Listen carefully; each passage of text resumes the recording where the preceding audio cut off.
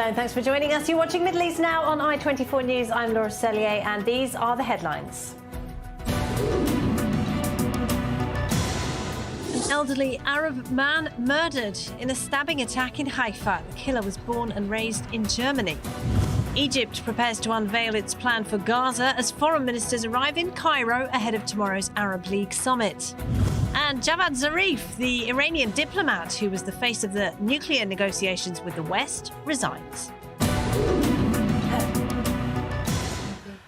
We begin this hour in the north of Israel, where a 70-year-old Arab citizen of Israel has died after he was stabbed to death at Haifa bus station.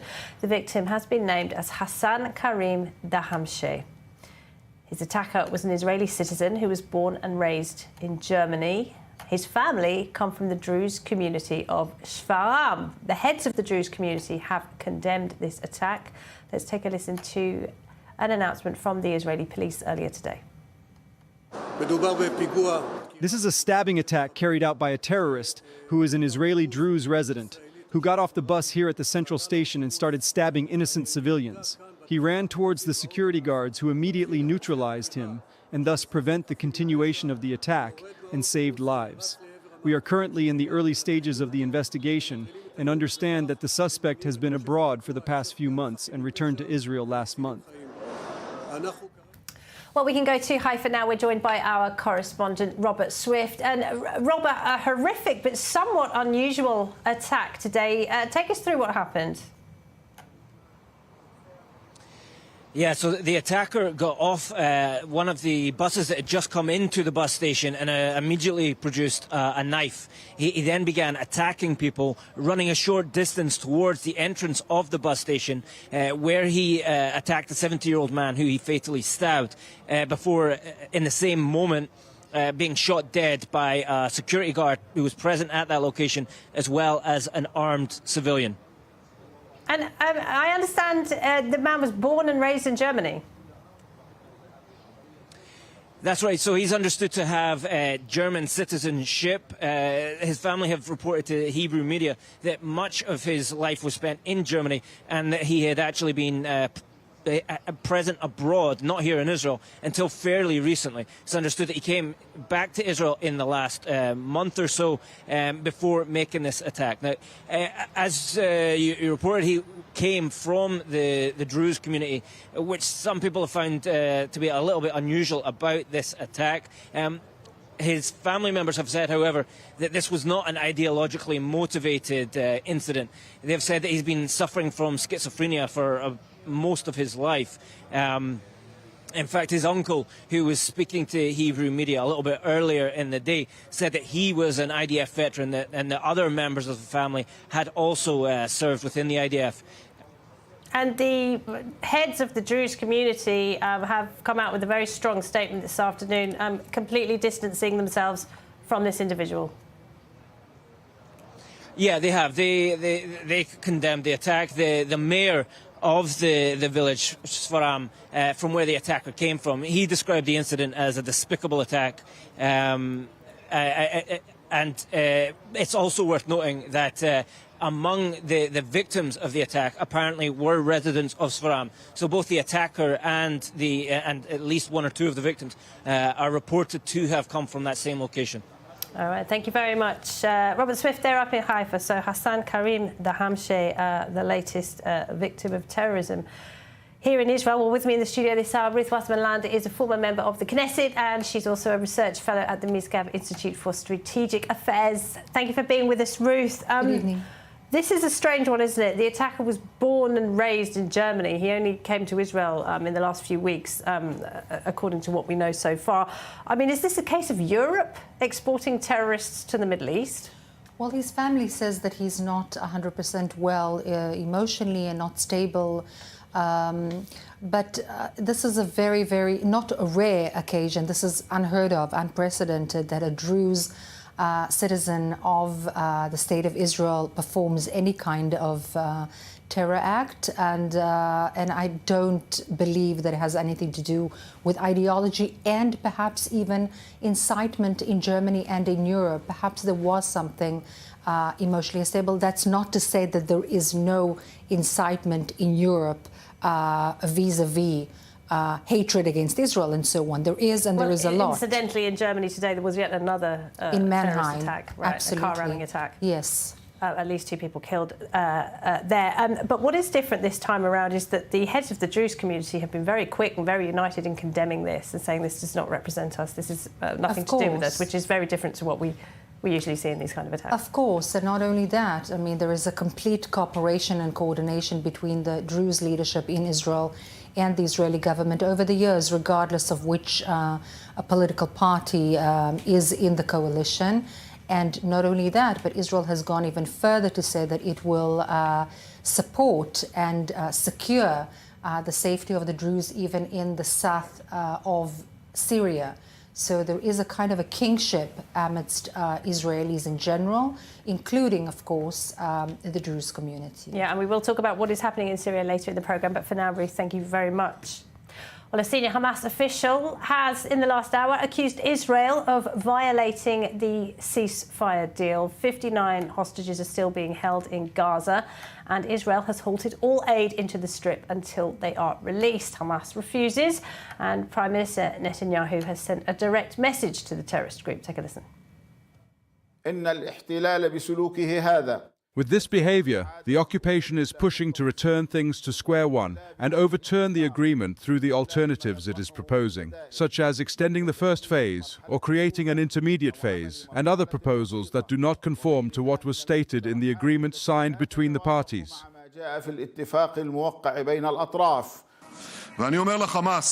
I tell Hamas, if you do not release our hostages, there will be consequences that you cannot imagine.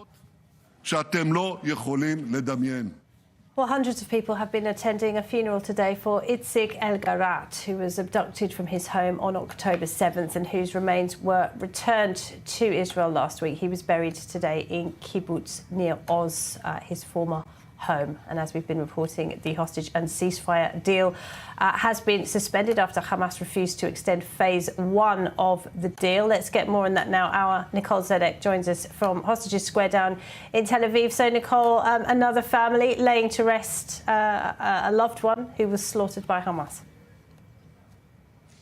Another very difficult day, not only for the community at Kibbutz Ner Oz, but for those thousands of people that joined Itzik El-Garat and his family during the funeral procession that started in Rishon LeZion and made its way to the Gaza envelope, where Itzik was buried near his home in Kibbutz Ner Oz, the same home that he was abducted from October 7th, 2023. And during the eulogy from some of the family members, specifically Itzik's brother, Danny recounted October 7th as he was on the phone with his brother that day. And Danny remembers the last thing that Itzik told him on October 7th was, "Danny, it's the end. It's the end." And Danny said at the time he didn't believe Itzik. He said it's not the end, but he said Itzik knew something then that we did not know. And this is when Danny also became not only emotional, but very harsh and critical of Netanyahu and his government. He said it was on Netanyahu and his government for failing to bring Itzik home because he was kidnapped alive but killed in terror captivity. One of the most poignant statements from the eulogy that I understood was, as he was talking about, he said Itzik was not killed by the enemy that abducted him, but by the enemy that abandoned him. And so we were hearing some very harsh statements and emotional statements coming from Itzik El-Garat's family during that eulogy. And it really speaks about the anger from many of the family members pointing to the government right now, especially as on the one day right now they're laying one family member to rest, but still 59 hostages are in the Gaza Strip and their fate is unknown. And so even as they are burying one returned hostage today, you still hear this anger in the family members' voices as they go and should only have their energy focused on this. Their energy is still elsewhere, because until all of the hostages are home, even these family members say that they can't even begin to fully heal because their mission is still on returning everyone back home to Israel. Yeah, and Nicole, on that note, we did see emotions spilling over at the Knesset today, didn't we?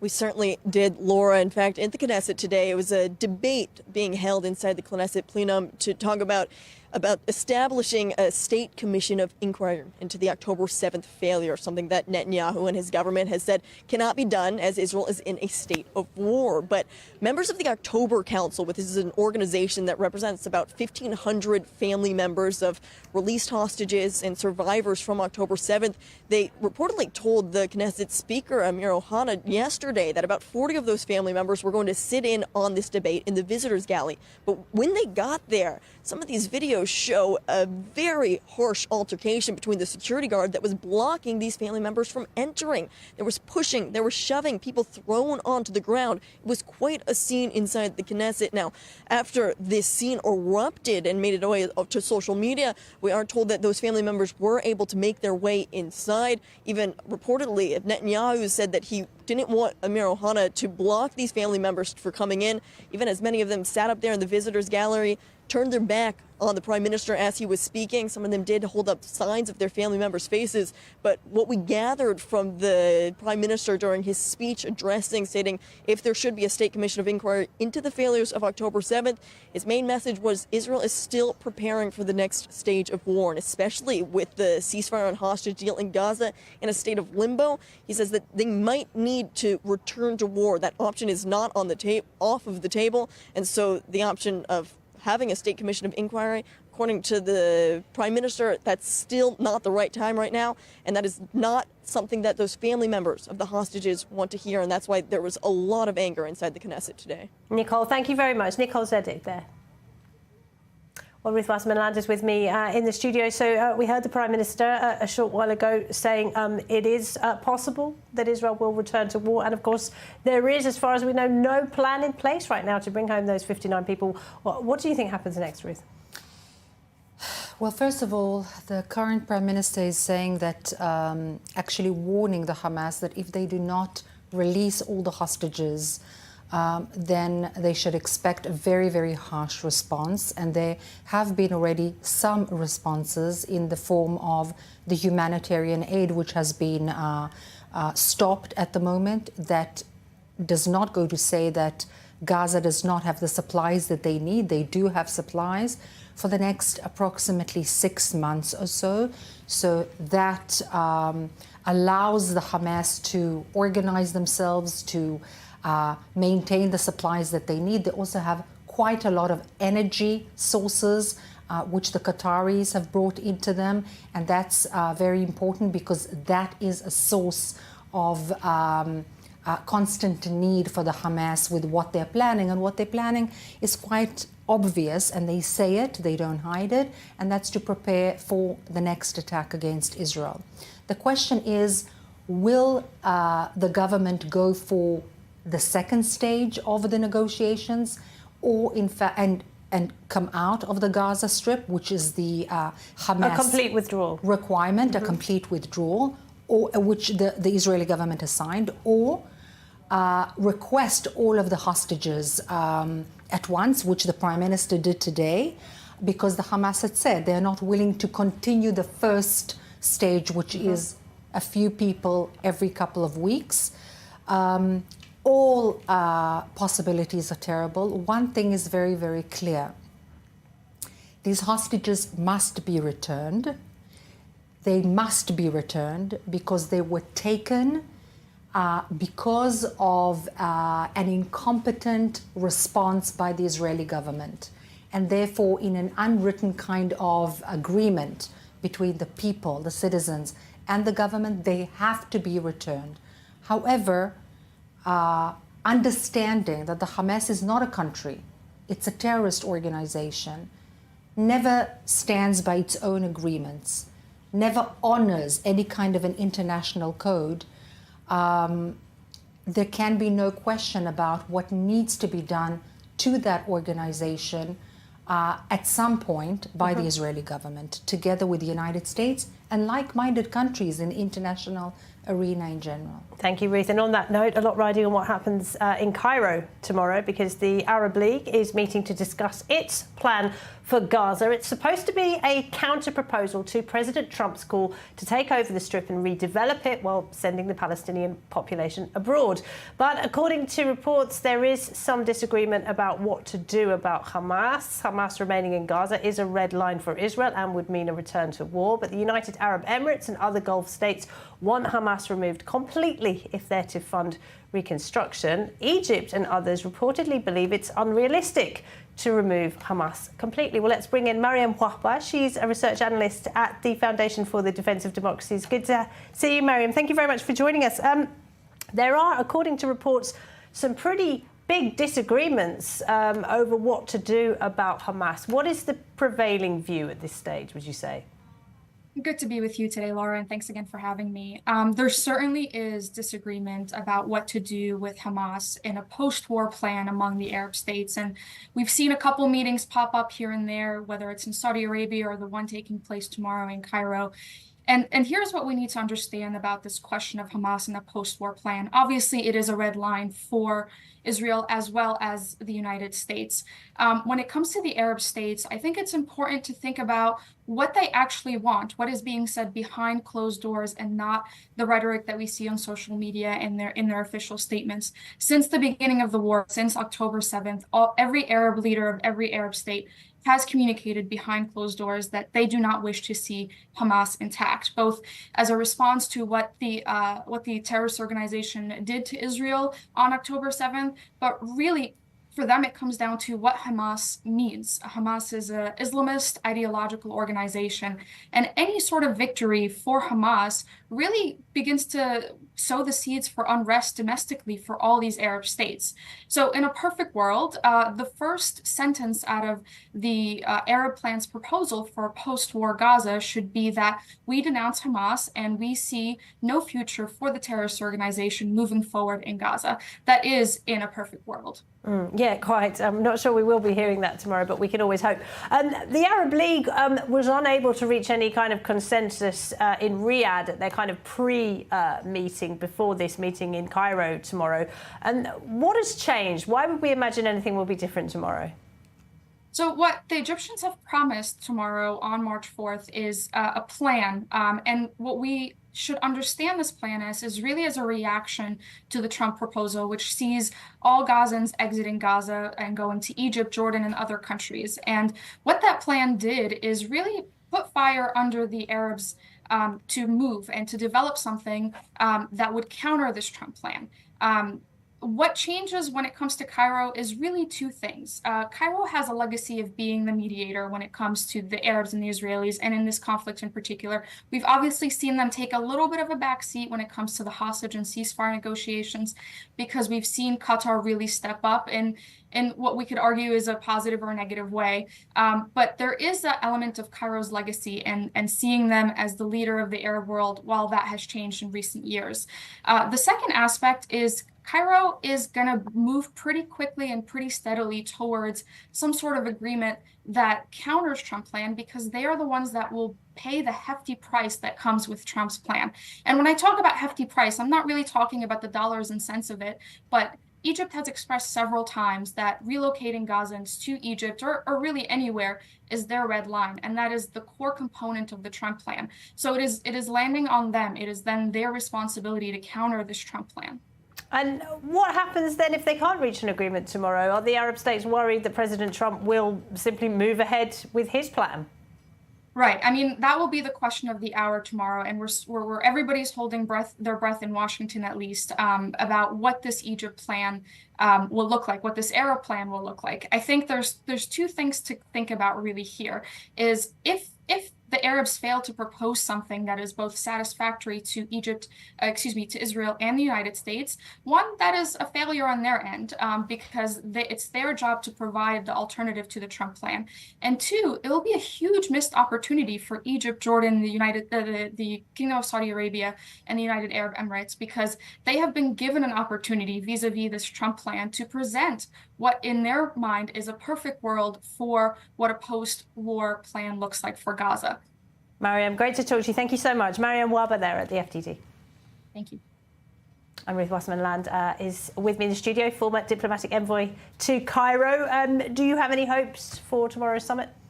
So my take on what is happening with Egypt and the Trump's plan is perhaps a little bit different than what I've heard thus far from very many analysts. First of all, I see in the Trump administration an excellent opportunity to really reorganize the region in a manner that is more conducive to people who want to live, who sanctify life and so on, and to go ahead with cooperation and prosperity rather than terrorism and death.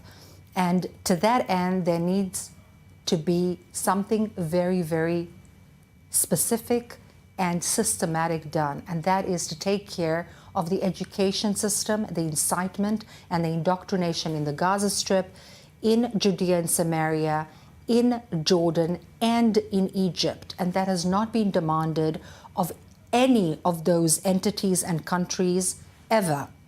That's number one. Number two, I personally don't think that it's the correct way to deal with the situation to remove the Gazan population to either Egypt or Jordan, for the simple reason that, first of all, Egypt is absolutely hysterically in a panic attack because of this, because they know what it means to have Hamas and Gazans in their territory. Well, and we've seen them building up their military in the Sinai. Well, over many years, but most are in an absolute panic attack from this thing. That's what you're hearing from Egyptians. But not only that. In fact, the Egyptians, if we move the Gazans towards the Sinai Peninsula, what are we doing? We're moving the problem from one border of Israel to another border. And the Egyptians are in a panic attack and building, not because of that, but because of different reasons, the military power in the Sinai Peninsula. But what about Jordan? Jordan, that is so fragile, that has 70% Palestinians anyway, that are undermining and working to undermine the current leadership in Jordan. We need more Palestinians to move from the Gaza Strip to Jordan so that they're on our 330-kilometer border with Israel? No, but it would just create additional security challenges for Israel. Exactly. Not only for the Hashemite kingdom and for the Egyptian regime, but also for Israel. What would be the solution? And I know it's a little bit out of the radar screen. Qatar. Qatar has been funding, supporting, encouraging the Hamas. And they have the infrastructure forever. for the World Cup. They have the infrastructure, they have the money, and nobody can tell me they don't have the area, the land, because their land is 30 times at least bigger than the Gaza Strip. So by all means, that would be a perfect solution, encouraging the Gazans, and I'm sure many of them would be delighted to live like the leadership of the Hamas in a more prosperous country such as Qatar, rather than in the Gaza Strip with the Hamas ruling them and making their lives quite miserable. Right, and according to the polls we've seen, some Palestinians in Gaza would be happy to move, but as you say, they're not interested in moving to a country that is poorer than the one they're currently in. They want to move somewhere that would be better. And those countries are not happy to have them. Now, obviously, Qatar will not gladly welcome them and accept this solution, but neither is Egypt nor Jordan. The question is, what leverage will the United States use in order to make this possibility a reality? All right, Ruth, thanks very much. Ruth Wasserman-Land there for now. All right, well, with 59 hostages still being held in Gaza, Israel has suffered a traumatic month. The murder of the Bibas children, of course, whose bodies were brought back to Israel. We've also seen hostages come out having been starved and tortured. But Hollywood has just chosen to honour a film that criticises Israel. We're in this report. In comparison to last year's red carpet, there were fewer symbols depicting the Israel-Hamas war, and acceptance speeches only touched on anti-Semitism and the hostages remaining in Gaza. However, a number of winning films and nominees at the 97th Academy Awards this year portray Israel, Zionism, and Jewish identity in a positive light. But it was a film that did not secure theatrical distribution in the United States, a fact that the filmmakers attributed to political sensitivities around the Israeli-Palestinian conflict that won the Oscar for Best Documentary Feature. The Oscar goes to No Other Land. No Other Land by Israeli filmmaker Yuval Abraham and Palestinian filmmaker Basil Adra came into the night a top contender after a successful run on the international circuit. The documentary was filmed over 4 years beginning in 2019 and wrapping production just days before Hamas launched its deadly October 7, 2023 attack on Israel. It chronicles violence by settlers against Palestinians and the expulsion of Palestinians in the West Bank region of Masafer Yatta. No Other Land reflects the harsh reality that we have been enduring for decades and still resist, as we call on the world to take serious actions to stop the injustice and to stop the ethnic cleansing of Palestinian people. In the film, Abraham embeds in a community fighting displacement, but he faces some pushback from Palestinians who point out his privileges as an Israeli citizen. Adra says he is unable to leave the West Bank and is treated like a criminal, while Abraham can come and go freely. The film brings the viewer into this world through a combination of personal footage and news clips, and is heavily reliant on camcorder footage from Adra's personal archive as he captures Israeli soldiers bulldozing the village school and filling wells with cement to prevent people from rebuilding. Residents of Masafer Yatta band together after Adra films an Israeli soldier shooting a local man who is protesting the demolition of his home. We made this film, Palestinians and Israelis, because together our voices are stronger. We see each other. The atrocious destruction of Gaza and its people, which must end. The Israeli hostages brutally taken in the crime of October 7th, which must be freed. The documentation of Masafer Yatta's struggle for survival is merged with the story of friendship between Adra and Abraham as they work together to expose what is happening in an effort to rally international pressure, both against the army's displacement of Palestinian families and the increasingly frequent attacks on the village by armed settlers. Can't you see that we are intertwined? That my people can be truly safe if Basil's people are truly free and safe? There is another way. It's not too late for life, for the living. There is no other way. Thank you. Time for a break. We'll go to Syria next to talk about what's happening with the Druze community there. Stay tuned.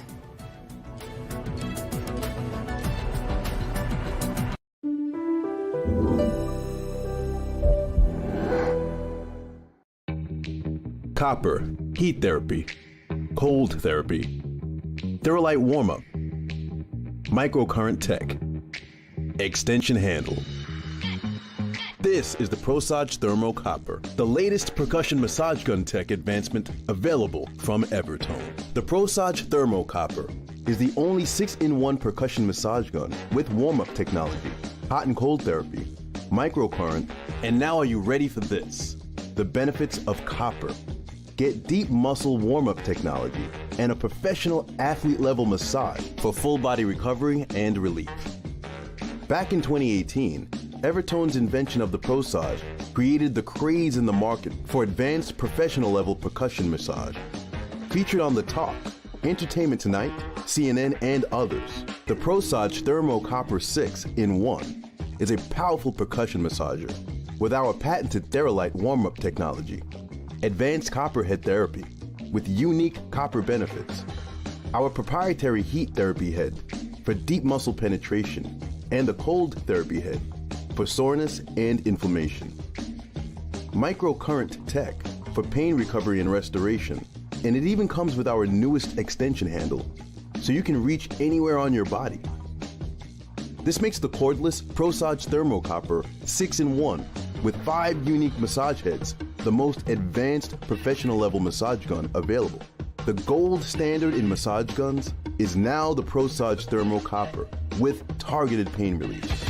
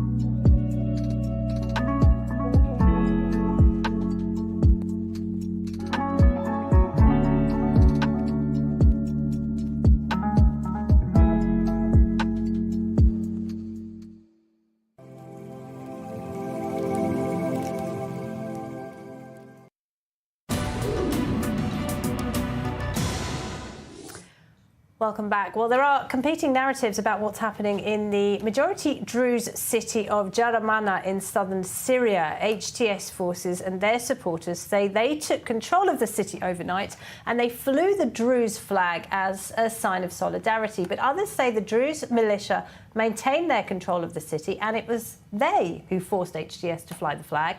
They say they will not allow Islamists to carry weapons there. More in this report. With the new Syrian administration trying to boast the unity of the nation, government-aligned forces could be seen entering Jaramana, a suburb of Damascus, late Sunday night, flying the Druze flag. While some reports say that they flew the flag on their own accord, others point to the Druze administration, forcing them to fly the multicolored flag. The Druze community, a minority in the Middle East and often presumed to be loyal to the state it resides in, has been thrust into the spotlight since the fall of the Assad regime while trying to navigate their own delicate security. Syrian forces were deployed following a dispute on Friday in which a Syrian security officer was killed. According to Syrian reports, authorities from the new Syrian government have been clashing with local Druze gunmen, prompting Israeli Prime Minister Benjamin Netanyahu to raise the alarm and order for the IDF to be at the ready to defend the Druze population of Jaramana. While some from the Druze community in Syria welcome the Israeli statement, others are voicing their allegiance to Syria. After a decade-long civil war, the struggle for stability in Syria still continues. Well, we can go to Syria now. My next guest has first-hand experience of the danger posed to minorities by Islamists. Karim Franceschi is a former member of the YPG forces that battled ISIS in the Syrian city of Raqqa several years ago. Thank you very much indeed for being with us, Karim. It's a pleasure. Do you think Israel's vow to protect the Syrian Druze is genuine, or does Israel have other motives, such as protecting its own security? Well, there could be two reasons at once. I think Israel has a very good reason for protecting the minorities within their borders, which are the Druze, Jabata Druze. And the security concerns are real and genuine. Those are very legitimate security concerns because there is a real risk that an Al-Qaeda offshoot, an ISIS offshoot, which is Hayat Tahrir al-Sham, which has just upgraded to state level, could be your neighbor. So now they have Apache style helicopters from the Soviet era. They have military helicopters, military grade, state military grade equipment, and they are building the largest army, the largest jihadist army the world has ever seen. And that could be the neighbor of Israel, having an autonomous region ruled by Druze or friendly community could act as a buffer and protect the security of the borders of the Israeli state. Could you shed some light then on what happened in the city of Jaramana last night? Because the pro-HTS people are saying that this was a big PR win for al-Shara and his men. They flew the Druze flag, they won over the Druze, and everybody's friends now, and they don't need Israel. Well, that has been a tactic that Hayat Tahrir al-Sham has honed during these months and during the years in which they ruled their statelet in Idlib. They have become quite experts in manipulating public opinion, and not only by having their caliph dress up in suits and $70,000 watches. They also became very, very keen in manipulating public opinion by staging protests. And they have done so in the Anis region, Hasaka, Raqqa, and many other cities in which people were staging these huge protests, and they had agitators in there. People got shot, and those protests made Anis look like almost a dictatorship. The only grassroots democracy in Syria looked like a dictatorship, because they had their own agitators in there. And the same thing they're doing now, this PSYOP they had their security forces, Hayat Tahrir al-Sham combat personnel, bring the Druze flags and wave the Druze flags and say that they were Druze and that actually the Druze are with them. But if you look at those recordings, you'll always see only convoys. You will only see people in uniform, armed with weapons, and those are the Hayat Tahrir al-Sham guys. They have overrun the local resistance made of Druze that carry the same name of the city. They have killed, they have injured the small contingent there. And there are actually reinforcements coming from the main enclave of Jabhat al-Druze in Suwaida. And yes, they may have taken that statelet because they have a lot of presence in Damascus, and that citadel is within Damascus. But it's not over because the Druze resistance doesn't accept to be ruled by the Al-Qaeda offshoot. Well, would you say they're in imminent danger then, the Druze in southern Syria? Every minority live in a state of existential danger if their security is handled by Hayat Tahrir al-Sham. This is a group that has rebranded from al-Nusra, and there is a long history, well documented, of al-Nusra executing, force converting, jailing, executing, kidnapping minorities from Druze, Alawi, Shia, also Sunnis, Christians. There is a long documented history of these groups doing all kinds of we're running out of time, Karim, but I want to ask you about the situation with the Kurds, because of course in the past, as you yourself know, the Kurds have managed to stand up to these Islamist forces and defeat them. What is happening now in northeast Syria with the Kurds there? Are they managing to resist, or are they also going to have to lay down their weapons? Well, the Kurds are in a very difficult bind right now. There is the Turkish state who have been targeting them with a war of extermination for the last decade. As we speak, the Turkish state is bombing the territory within the Anes region, the autonomous administration, Kurdish-led region. They're bombing civilians, infrastructures, and they've been invading and occupying Syria for a long time. They did invade Afrin, ethnically cleansing all the Kurds there.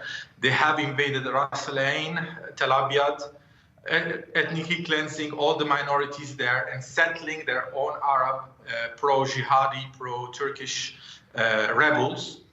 And they have done so mainly with an international silence. Like you had Guterres tweeting about the sacrality of the Sky-Picot borders when Israel intervened, by the way, intervened to protect the minorities there, which are under existential threat, but never once tweeted when Erdogan has been doing way more and actually attacking with his own military.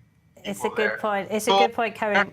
Rest between Turkey, between Hayat Tahrir al-Sham, which basically the entire international community is asking them to disarm and submit and be assimilated at the mercy of these groups.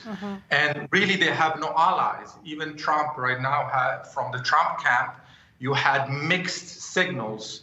So the Kurds don't have a big uncertainty, even in the American presence there. Okay, Karim, great to talk to you. Thank you very much indeed, Karim Franceschi there from Syria. Thank you. Ruth Wasserman-Land is with me in the studio. We can hear how complex the situation is in Syria. Israel has been pretty forthright in saying we will defend the Druze in the south, and the Kurds are also our allies. But does Israel really need to pick this fight with Turkey, essentially? It's not an issue of picking the fight. The fight has been picked, so to speak. It's no longer Syria on our border, but rather Turkey. And here I agree with the former speaker, with Karim.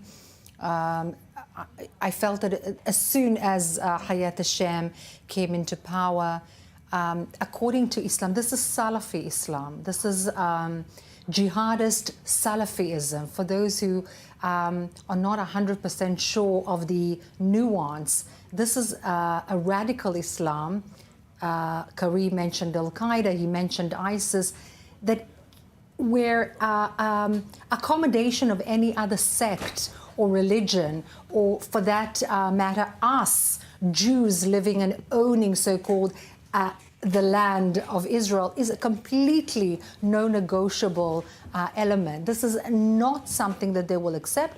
Right now, they have to concentrate on getting themselves off the sanctions list on the international arena. Well, the Europeans seem pretty keen to do that already. Absolutely. Too keen, too fast. And very quickly, they need a lot of money and a lot of investment in order to stabilize Syria. But again, there can be no negotiation in Salafism, in this jihadist Islam. Do you think President Trump minorities? Do you think President Trump understands that? Does he want to get involved with that, or is he not interested in Syria? So I think that there's no way that he cannot understand that and accept that, but he does see the role that Turkey is playing and the very important role that Turkey has vis-a-vis moving energy from Turkmeni countries in the Central Asia towards the West, and there needs to be an alternative. An alternative can be via Israel and Saudi Arabia,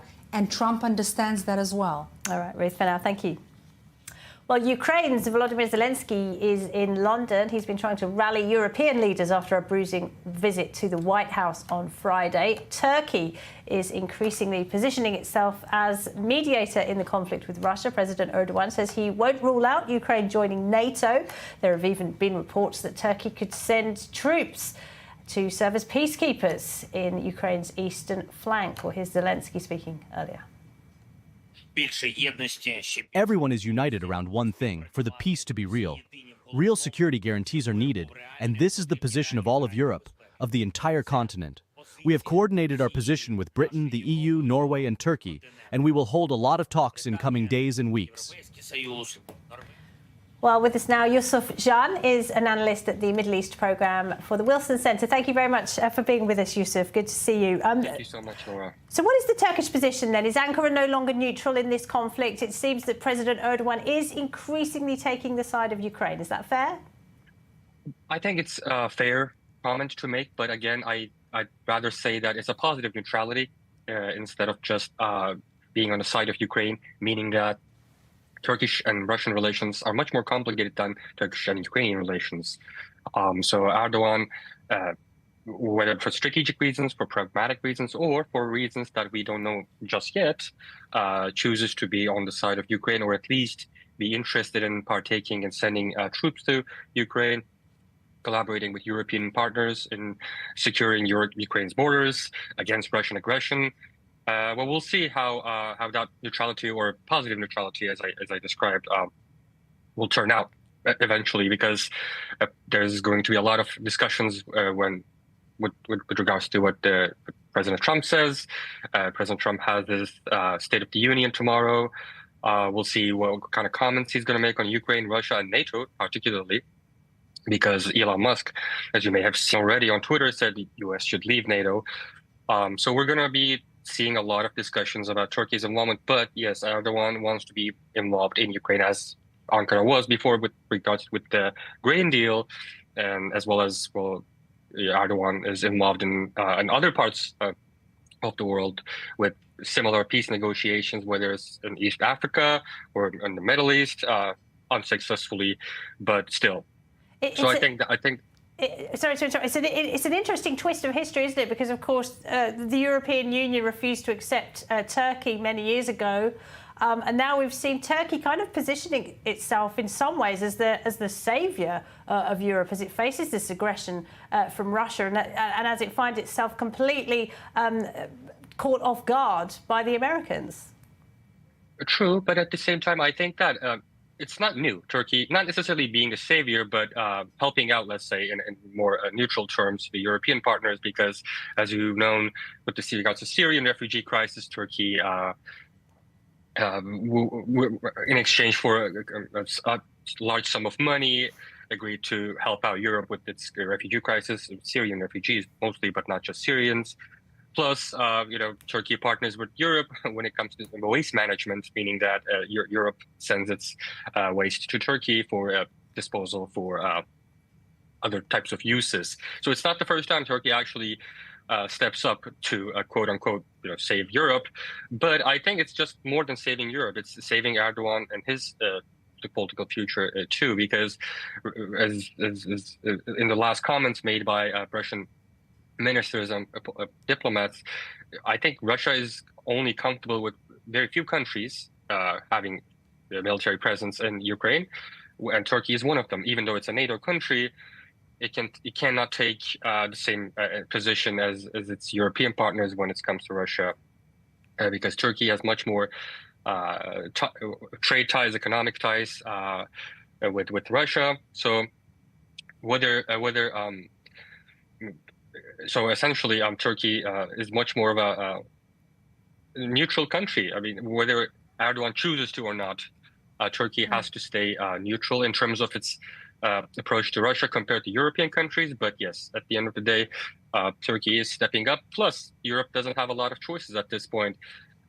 Building an army is sufficient enough to balance Russian aggression in Ukraine requires time, requires a lot of resources, and not a lot of European countries have those. So do you think that Turkey might go so far as to send troops to participate in any future peacekeeping force? And what is the view of that in Turkey? Does that have widespread public support?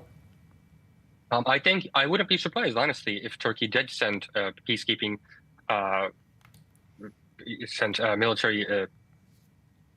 military officers, soldiers, or other types of resources to Ukraine and under the name of peacekeeping. I would not be surprised, honestly, because that would give Erdogan a lot of leverage in certain negotiations moving forward, because there's a lot of fear that Russia would continue its aggression, even if there was a ceasefire in the coming days in Ukraine. So Turkish presence there would give Erdogan and Ankara a lot of leverage. But the question is whether there is a lot of public support in Turkey for that, that's a big question.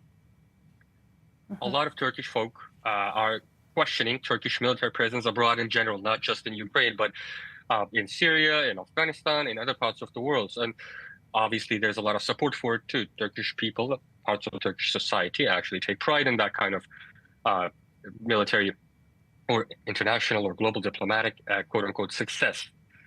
And Erdogan will frame it as an international diplomatic success to his voter base. But the opposition voters, I am not so sure how would they feel. And plus, to be frank, there hasn't been a lot of research on this in terms of public perception of Turkish military presence in Ukraine. But in the coming days, I'm sure when the conversations are much more tangible when it comes to what Turkey is going to be doing in Ukraine, we're going to be seeing more information on Turkish role in Ukraine and Europe in general. Yusuf, we appreciate it. Thank you very much indeed. Yusuf Jan thank you. From the Wilson Centre. Thank you. Ruth Wasserman-Landa is with me in the studio. Turkey positioning itself kind of as the saviour of Europe. I mean, I'm not sure anybody saw that coming, did they? Well, it's very interesting. And also, as I said before, it's also positioning itself as in the forefront of moving energy from Central Asia towards the West and so on. And that's one of the reasons, not only, but that they had taken over Syria. So it's very interesting how Erdogan is in general positioning himself.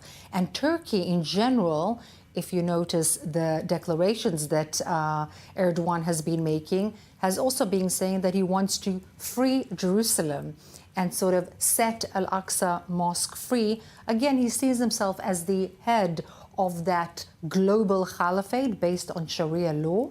And, of course, he's in competition with the other axis, the Shiite axis, and therefore he needs to have some kind of a trophy.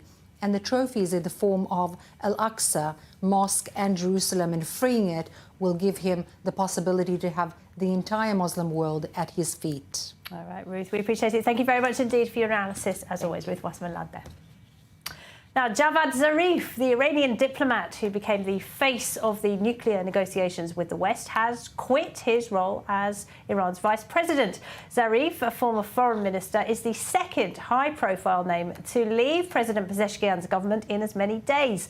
The finance minister was impeached yesterday. Well, meanwhile, the UN's nuclear watchdog, the IAEA, says Iran now has enough enriched uranium for 6 nuclear bombs. Iran insisting it has Russia's backing in any future negotiations with President Trump.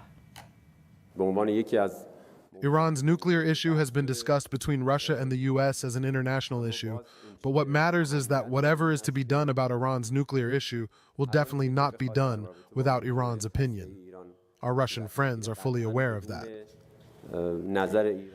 With us now, Jason Brodsky is the policy director of the group United Against a Nuclear Iran. Good to see you, Jason. So let's start with the political developments in Iran then. 2 senior ministers in 2 days. What's happening to Pezeshkian's government?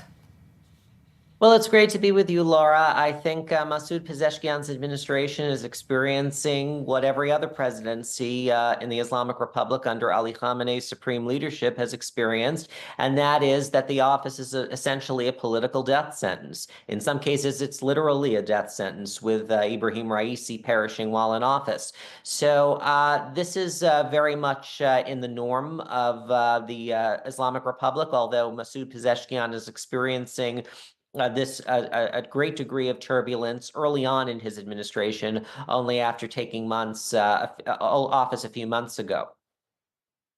Of the latest statements from the UN nuclear watchdog, the IAEA, how concerning is that now? Well, I think that this is just a continuum of the statements that the IAEA has put out. It's really going to be incumbent on the Trump administration to follow through on its maximum pressure strategy to sharpen the choices of the Iranian regime. Right now, I think that the Trump administration and the Islamic Republic are talking past one another. The Islamic Republic is talking about a JCPOA-like deal, but the Trump administration has something more onerous in mind, potentially a disarmament deal that was really showcased by the National Security Advisor and other senior administration officials in recent public commentary. So I think that rather than a deal, we're headed towards a showdown at the moment. Are you confident that President Trump can negotiate a deal with Iran that does remove the threat of a nuclear weapon? Well, I think it's going to have to take a much more robust pressure campaign that's not just economic, but also, yes, military in nature. And the survival of the Islamic Republic has to be threatened. Right now, I don't think that the Islamic Republic is feeling the necessary heat in order to make the concessions that are necessary. So we're going to have to continue the pressure campaign to sharpen the choices of the Islamic regime. What about Iran's relationship with Russia? Is that something to keep an eye on? Is that partnership deepening, would you say? I think the partnership has absolutely deepened between Moscow and Tehran over the last few years, particularly with the war in Ukraine. But let's not make no mistake, there is distrust in Tehran with regards to Russia as a result of the very complicated history between the two countries. And so this is going to absolutely be in the minds of Iranian decision makers in the coming months, especially with how events play out in Ukraine. Jason, as always, a pleasure. Thank you very much indeed. Jason Brodsky there. Thank you. And we are going to end this hour in Cairo. You'll remember there was global outrage when Egyptian authorities announced plans to destroy certain breeds of dog that were deemed dangerous. Well, for those who survived the edict, a welcoming dog cafe has opened up in the Egyptian capital. More in this report. Dog owners brought their furry companions to a winter bazaar in Cairo over the weekend to shop for their pets and pamper them. Simply named the Dog Cafe, the spot offers a safe space for dogs and owners alike to play and socialize. A dog is not only a creature living in the house that I just provide with food and water. There is a community here that we have created for dogs for their social life, where we can keep the dogs away from any sort of separation anxiety. So this is definitely the community that I would like to join along with my dog. The cafe hosted a bazaar on Friday and Saturday, featuring a variety of products for the pets, prioritizing their health. The event is really good and I like all the products. I want to buy so much. And the concept behind this cafe is one that can't be found elsewhere. Lofty and her partner Hossam Hassan founded the cafe in 2022 with the goal of creating a community space for people and animals that is otherwise difficult to find in Egypt. I have been looking for a place like this one for some time. The place is truly very nice. I couldn't find a place to take out Bimbo. Usually I would try to take him to other cafes, but I was often told that he's not allowed inside. Now I found a good place to take Bimbo, let him have a nice time, play with other dogs, and socialize. So it is a very good idea, and I hope it spreads. Oh, good news for the puppies of Cairo. Well, that's it this hour. Do stay tuned. Benita Levin is up next in a few minutes with tonight's rundown from me and the team. Thanks for watching. Until tomorrow, good night.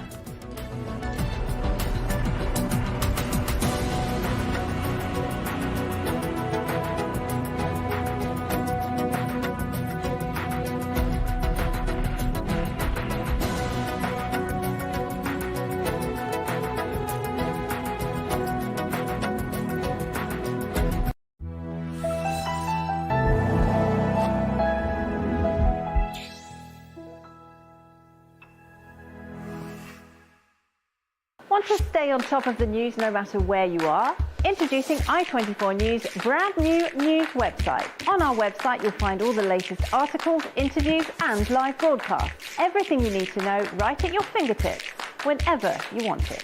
So what are you waiting for? Download the i24 News app today. How do you get your news? How do you know what sources to trust? And to paint a clear picture of the entire story, you need a breakdown of the constant stream of events, top stories, expert analysts, and the best journalists bringing you real voices on the ground. We're breaking it all down on The Rundown. Get the facts, stay informed, and be a voice of reason for the Middle East. Shalom. ¿Qué me trae por aquí? La necesidad impostergable de 600 millones de hispanoparlantes que ahora necesitan escuchar el mensaje judío e israelí en tiempos difíciles. ¿Cómo lograrlo? Cuento con ustedes para continuar llevando a lo más alto del mundo mediático una inquebrantable diplomacia pública al servicio de la verdad sin concesión alguna. Introducing the brand new i24 News Video On Demand app. You'll have instant access to all our programs, reports, in-depth discussions, and expert commentary, all at your fingertips, whenever you want it. So what are you waiting for? Download the i24 News Video On Demand app today.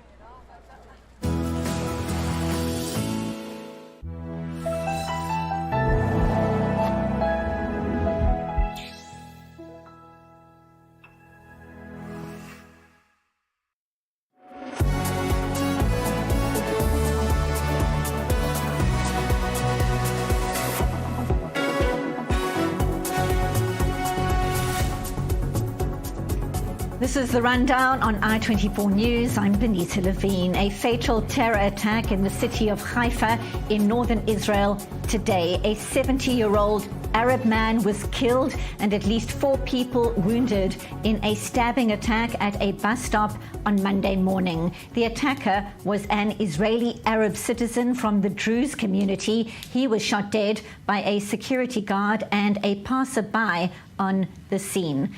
Now, it's the latest in a string of terror attacks in the country following a ramming attack at a bus stop on Thursday and a spate of botched bus bombings in Bat Yam the previous week.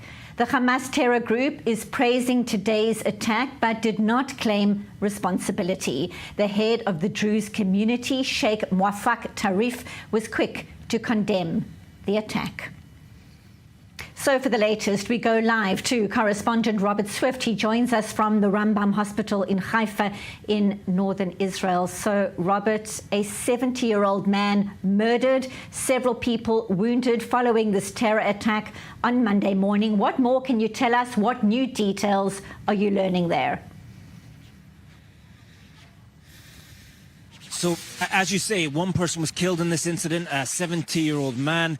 The 4 people who were wounded are in the hospital behind me. They include a 15-year-old boy who is in a serious condition and has undergone surgery which has stabilized him. In addition to this, there was 3 other people wounded, said by medics to be in a moderate condition. This included a 70-year-old woman as well as a 30-year-old man and woman. Now, with regards to the updates, there has been some statements from the attacker's family in recent hours. The father of Yitro Shaheen said that he denied that this was an ideologically motivated attack and said that his son had been suffering from mental health issues for a number of years, going on to say that he was on a disability allowance due to his mental health issues. Now, we have heard different reports from among the Druze community. As you've said, some of the leaders of the Druze community came out quickly to condemn this attack. The mayor of the village from which the attack originated, Faram, he described this as a despicable act. But we've also been hearing from members of the family who've said that the attacker's uncle had served within the IDF and that other members of the family had done likewise. Now, this they say puts some doubt on whether or not he was ideologically motivated to conduct this attack. Now, MK Hamad Ammar from Yisrael Beitenu, he said, from a quick probe, it would have become clear to the police that there was no nationalist incident and no... Now, at the moment, the Israeli police have indeed said that they view this as a nationally motivated attack. Thank you so much. We appreciate the update. We wait to see more details emerging there and obviously waiting to hear the condition of the injured there at the Rambam Hospital. Correspondent Robert Swift, thank you so much for now, live from Haifa in northern Israel. Now for more, we welcome to studio security analyst Yaakov Lapin and our correspondent Balich Sladin. Gentlemen, thank you both so much. Yaakov, I'm coming straight to you. This fatal attack in Haifa carried out by an Israeli Arab citizen. It's complicated. Your assessment of what we are learning so far? It's difficult to stress enough how much of an anomaly this incident is, because this was a Druze Israeli citizen. The Druze population in Israel is a central pillar not only of the country and of society, but also of the defense establishment. This is a fully integrated, vital part of Israeli society through and through. And so there is widespread shock over this attack. We need to get more details. He did spend time in Germany, so I assume that security forces will look into that. But the mental health aspect of this seems to be a very central part of understanding what happened here. In no way is this an ordinary terrorist attack or some, an incident of another, let's say, a Muslim Israeli being radicalized. This is a completely different population here. So we need to hold our horses, see what the Shin Bet, the intelligence agency, comes up with. But this is a complete anomaly in the history of terrorist attacks in the state of Israel. Now, the victim, 70-year-old Hassan Karim Dahamshekh from Kfar Kana, an Arab town in the Galilee. An elderly man murdered in this attack. Balich, give us an idea so far about the reaction not only in the Druze community but in the broad spectrum across the nation right now. Yes, definitely. So let's start with the condemnation that we have from the Druze figures, started from Sheikh Muwaffaq Tarif, of course, the spiritual leader of the Druze community, to the mayor of the town that this attacker originated from, and of course the deputy mayor, as well as other Druze prominent figures that I've spoken with that are also from Shfar'am, telling me that this is a very ordinary family, but this specific person is dealing with serious mental issues, and he was actually born in Germany. He spent most of his life there. He came back to Israel, and then over the past few years he was again in Germany, and just less than a month ago he came back to Israel and carried out this attack. Definitely, as said here, this is not a typical attack against, from a nationalistic or ideological perspective. It's not motivated in this way, and we see the more important thing, which is the condemnation from the Druze community, from the Arab figures in his own town, and also from other Arab figures. That's the reaction that we are getting, and that's very important, I guess. It's very important to condemn such attacks carried out by citizens of Israel. And as we wait for more details to emerge from the investigations, of course, in terms of context, very difficult to stop attacks like this. And as we mentioned earlier, there was an attack last week, a ramming attack, and there were those attempts on buses in Bat Yam. So people within the country being more vigilant or needing to be more vigilant as we speak. Yeah, absolutely. And again, I would put those attacks in a completely different category. Those are the attacks that, the Shin Bet is more used to facing, both lone wolf jihadist attacks and organized terror attacks. So those are the two main types. And obviously, when it comes to lone wolf attacks, those are the most difficult to stop because it's very hard to get into the head of somebody who's planning to do this, even if it happens, as part of a plan. It's very hard. But if they are radicalized online, then there's a warning signal. Sometimes their social media posts can give the game away that they're planning to do something very, very dangerous. But it is the most difficult form of terrorism to stop. The organized type is a lot more, accessible to the intelligence community. And we've had over 1,000 terror plots just in the year 2024 that have been stopped by the Shin Bet. That's an enormous amount of terrorism. The majority of it coming from the West Bank, most of that coming from the northern West Bank, and with Hamas involvement. Yes, and it has been also many attempted attacks by Arab citizens of Israel. Just last week, also the Shin Bet from other towns in the Arab community. It has been foiled. That's something that we don't hear about, we don't talk about, unfortunately, but we talk about this negative stuff that we've seen today. Gentlemen, stay with us. Much more to discuss because thousands of mourners have lined the streets of southern Israel, paying their respects to murdered hostage Itzik Elgarat, who was laid to rest today at kibbutz near Oz. He was 68 years old. Itzik was abducted during the Hamas terror rampage on the 7th of October as terrorists converged on their community. He was wounded while defending the kibbutz and was taken across to Gaza alive. His body was returned to Israel late last week, part of phase 1 of the hostage ceasefire deal. Now, during today's moving ceremony, his siblings accusing the Israeli government of abandoning their brother, who was tortured and starved in terror captivity by Hamas. Here's his brother, Danny Elgarat. We failed. We didn't do enough. Netanyahu defeated us, and you didn't return alive from captivity. The enemy who caused your death was not the one who abducted you, but the one who abandoned you. You managed to survive the kidnapping, the kidnappers, and the injury for many months, and in the end, did not survive your own Prime Minister's torpedoing of the hostage deal and abandonment. Now for more, we go to correspondent Nicole Zedek. She joins us from Hostage Square in Tel Aviv. Just heartbreaking hearing Itzik Elgarat's brother there, Danny. So much pain. There had been so much hope he would return from captivity alive. Just devastating. Tell us more, Nicole. It really is heartbreaking, and as you listen to some of the eulogies that his family members gave, specifically his brother Danny, he actually recounted the last conversation that he had with his brother Itzhak that day. They were on the phone during the October 7th massacre when the Hamas terrorists invaded Itzhak's home in Kibbutz Nir Oz, and on the phone with his brother, he said, "Danny, it's over. It's over." And during the eulogy, his brother Danny said, "At the time, I didn't believe you. It wasn't over, but you knew something that we didn't, and it was over." But this is when he then took all of that emotion and pinpointed it towards the government, as you just detailed, stating that Itzhak was kidnapped alive. But it was during his time in terror captivity, during the failures for the government to bring him home, according to Danny, that he killed. And so that strong statement that you just heard, the fact that he claims his brother was not killed by the enemy that abducted him, but that abandoned him, that is a very strong and emotional statement coming from the family members. And it fuels this anger from many of the family members. A day like today, when the Elgarat family is supposed to be burying their loved ones, this should be their main focus.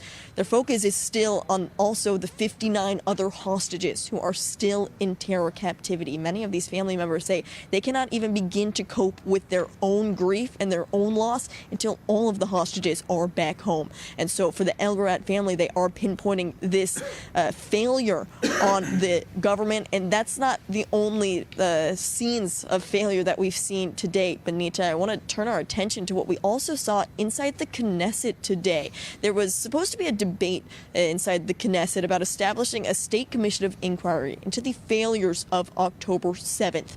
Now, this forum, the October Council, it represents about 1,500 families of different survivors from October 7th, released hostages themselves, and bereaved family members. And they wanted to attend in the visitors gallery, but they were actually barred from entering at first. Not only were they barred from entering, but security guards actually started pushing them back, and a whole shoving match unfolded inside the Knesset today.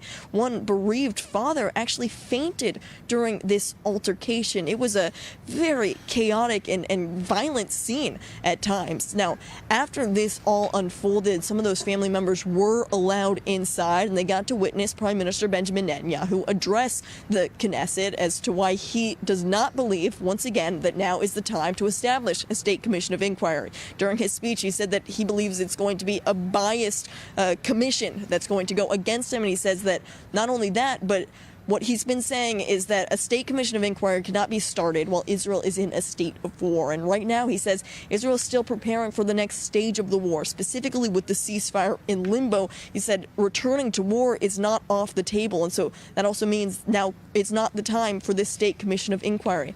But when I talk about some of the bereaved families who are a part of this October Council, one of them is Yarden Bibas, the father of Kfir and Ariel Bibas, and the husband of Shiri Bibas, who were laid to rest just last week. And one of the members of Knesset actually wrote a letter that he wrote, and it was a very emotional letter calling from Yarden, urging the government and the prime minister to establish this state commission of inquiry. He said, "I was not able to hug my wife and my children again, but other family members still have time to hug their loved ones." Now, not only this, but he also invited the prime minister to actually come to their home together in the kibbutz and visit it for the first time, as Yarden has not been back and Prime Minister Benjamin Netanyahu has not been there either. And so we saw a very heated and emotional discussion today inside the Knesset, as well as Kibbutz Nir Oz. And so I don't think that these two events are not connected. There's a lot of anger right now throughout Israel, Benita. No doubt about that.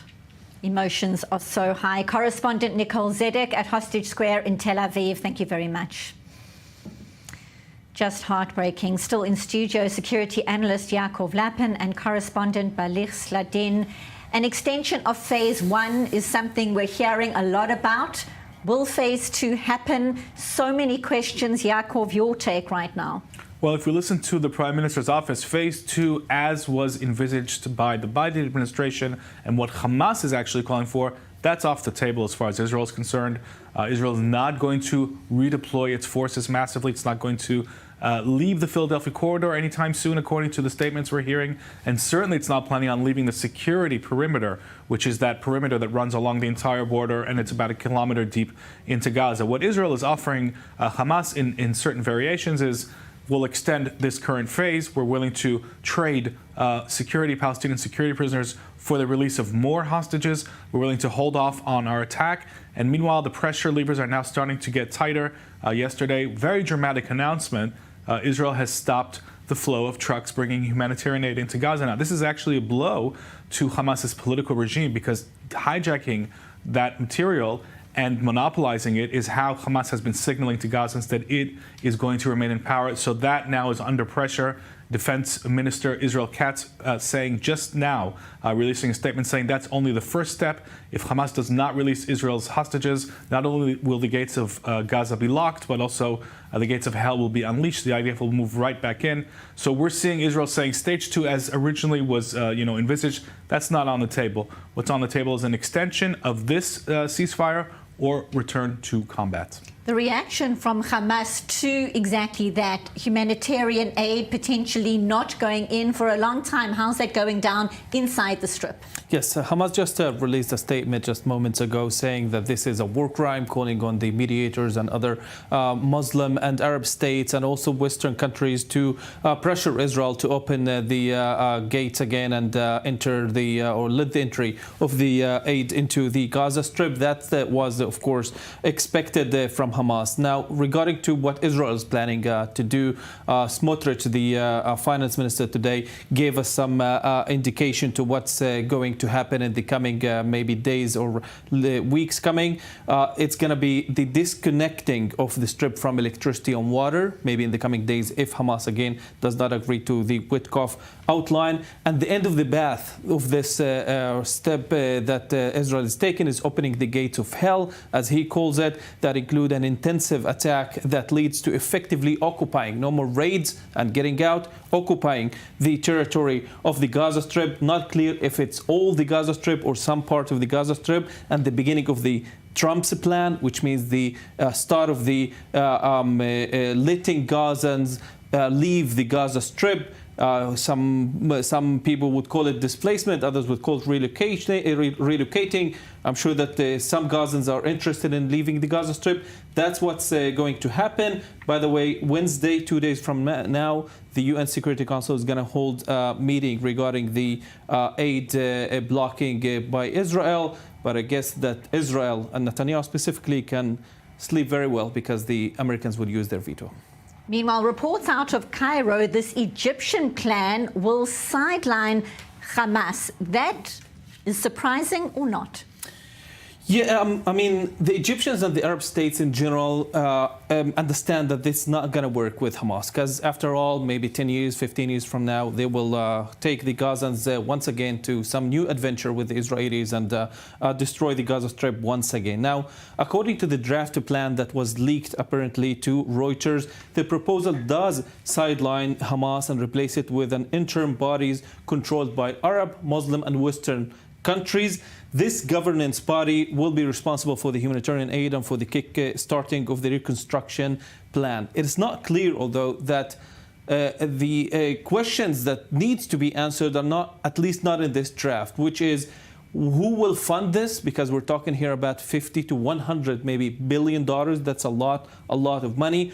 Who would actually govern? I mean, they are talking about some committee of experts. Who will appoint those experts? Will they be affiliated with Hamas? Will they not? And the most important thing, why would Hamas agree to such a plan? And can the Arab states actually force them? And can that include the release of all hostages? Because they see this as their only card to play. Yaakov. Yeah, and I think the Israeli position on these plans, which has been expressed before, is forget about it as far as Israel is concerned, off the table, because first of all, there are months of combat still necessary to eliminate Hamas as the dominant military terrorist force. Now, if these kinds of plans are implemented before the military operation is resumed, what we will end up with is basically Lebanon before this war, in which there's a fig leaf of a government that has no real control over events on the ground. Hezbollah before this war was not only the main military component in Lebanon, it also had political veto over anything that the Lebanese government wanted to do. And that, I think Hamas is signaling quite strongly that it's willing to accept that. And why wouldn't it? That would ensure its survival and enable it to regroup. Israel is saying this is not going to happen. And as we've just heard, Israel has American support here. That's a really big difference from the days of the Biden administration. So I think that these plans are very, very premature. Tomorrow is the summit. We will hear officially what the plan is, and these questions need to be answered. No doubt about that. The region is watching. Gentlemen, stay with us because 59 hostages are still in captivity, 24 of whom are believed to be alive. One of the hostages still in Gaza is Eviatar David. He appeared in that cruel psychological terror video released by Hamas just over a week ago, the most recent of the propaganda efforts publicized by the terror group, in which 2 hostages were forced to sit in a van and watch fellow hostages freed in that dehumanizing ceremony. So for more, we now welcome Eli David, whose brother Eviatar was abducted from the Nova Festival, and he's been in captivity now for nearly 17 months. Eli, thank you as always for being with us. Your brother Eviatar appearing in that evil propaganda video with his friend Guy Gilboa Dalal in a van made to watch that ceremony of the hostages freed on that Saturday, and then having the door of that vehicle slammed shut. Cannot imagine the emotions for you seeing that. How did that feel? Talk to us. Thank you, Benita. First thing, see Eviatar alive, see him with Guy. It's amazing. It's the first sign of life we've ever had. More than 500 days that we only felt Eviatar's alive, but we didn't know for sure. And then that sign of life. So it's some kind of, it felt like a big present. The beginning, and see them together. They are best friends from childhood. They grew up together, and they went to the festival together. They were kidnapped together, and they were kept together, and maybe it gave them some strength. But then seeing the content, to see them so pale, to see that they are starved, to see they did not see sunlight for months, to see the psychological torture that they have to endure because of the terrorists, it broke me. And I hear now the hostages that came back from the tunnel where Eviatar and Guy were kept, and I feel like I'm with them inside that tunnel, inside that dungeon. They are starved. They are. They have no sunlight. They have no communication to the other world, to the outside. They don't have enough water. They sleep in a very narrow tunnel, 11 meters for 4 young men, at a width of meter and a half, and a pit for toilet at the end. So it's worse than the Holocaust. These conditions, it's sick that the terrorists are holding them for more than 8 months in those circumstances. The 8 months before that wasn't better. They were torturing them also above, and right now they're underground. So the only advantage of being underground is that they are not need to be afraid from the bombs. But right now there are no bombs. And we know Eviatar is depressed. We know that he's in a very bad mental condition. We know that he developed an anemia. No words. I'm super worried for his life. He can die from starvation. He can die from mental illness. And now they don't have their friends. They abandoned them. It's only them right now. They're alone, only 2 of them, tortured, deprived of any basic human need. And those terrorists are still holding them, making these atrocities every second. It's just beyond conscionable. It's so difficult to process, just cannot imagine what it means for you and your family. Although, as you say, so much comfort, of course, seeing Eviatar and Guy together, at least knowing that they are together, and that video is, as you say, proof of life. It just solidifies the need to get the hostages out. of terror captivity. How does this all help strengthen the urgency in this fight to get everybody home in one exchange? How does it change the conversation? Your thoughts? So I think there was no discussion about releasing that video on the media. No discussion. My parents and Guy's parents immediately decided that's the right thing to do. All the world must watch the psychological torture they are inflicting on our hostages, on our sons, on our siblings. These are young men. They are Guy's 23. My brother Aviatar is 24. They are young men supposed to live their life. They were kidnapped from a music festival, celebrating peace, celebrating love. And they are right now currency in that hellish game. And we believe all the world must see it. All the world need, again, push and press and do whatever it can to support Trump's commitment and Trump's administration trying to bring back all hostages. He understands what's good and what's evil. He supports Israel. He wants to bring all the hostages back home as soon as possible. He understands that, and all the world should support him and should do whatever it can to press Hamas, press the negotiators. It's money time. It's money time. We see them starve. We see that they are dying, they are decaying, and we literally have no time left. Literally. So it's money time right now. We have to make a deal, a safer, better, stronger, faster deal to bring all of them at once. No dripping, no more delays. It has to be right now. And we know the families of the hostages have formed such a close community, so many emotions, because there are reunions for some families, and then, of course, unimaginable grief for others, so many different emotions. What kind of feedback are you getting on efforts to get all the hostages home when you talk about Donald Trump, when you talk about Steve Witkoff, who was going to be here in the coming days? That trip is now pushed out for a bit. What is the feedback you're getting on those efforts, that pressure you alluded to on Hamas to let the hostages come back home, all of them? So again, as I see it, I've been to the United States for the last month to speak with senators and Congress members, policymakers, White House people, State Department, and they are all very target-oriented. All of them want the hostages back home, and they are doing whatever they can. They are much more committed, and that's how I feel, than the previous administration.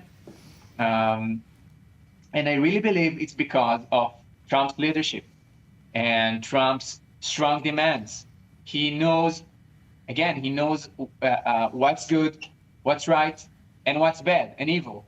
And he will support till the end, until all the hostages will be here. And he is not afraid to be aggressive. And that's what we need right now, to be aggressive in order to bring back all of the hostages as soon as possible. We're hoping for good news soon for Eviatar, for Guy, and all the hostages. Thank you, Eli David. As always, the heart of the nation is with you. Thank you very much for being with us once again on I-24 News. Thank you.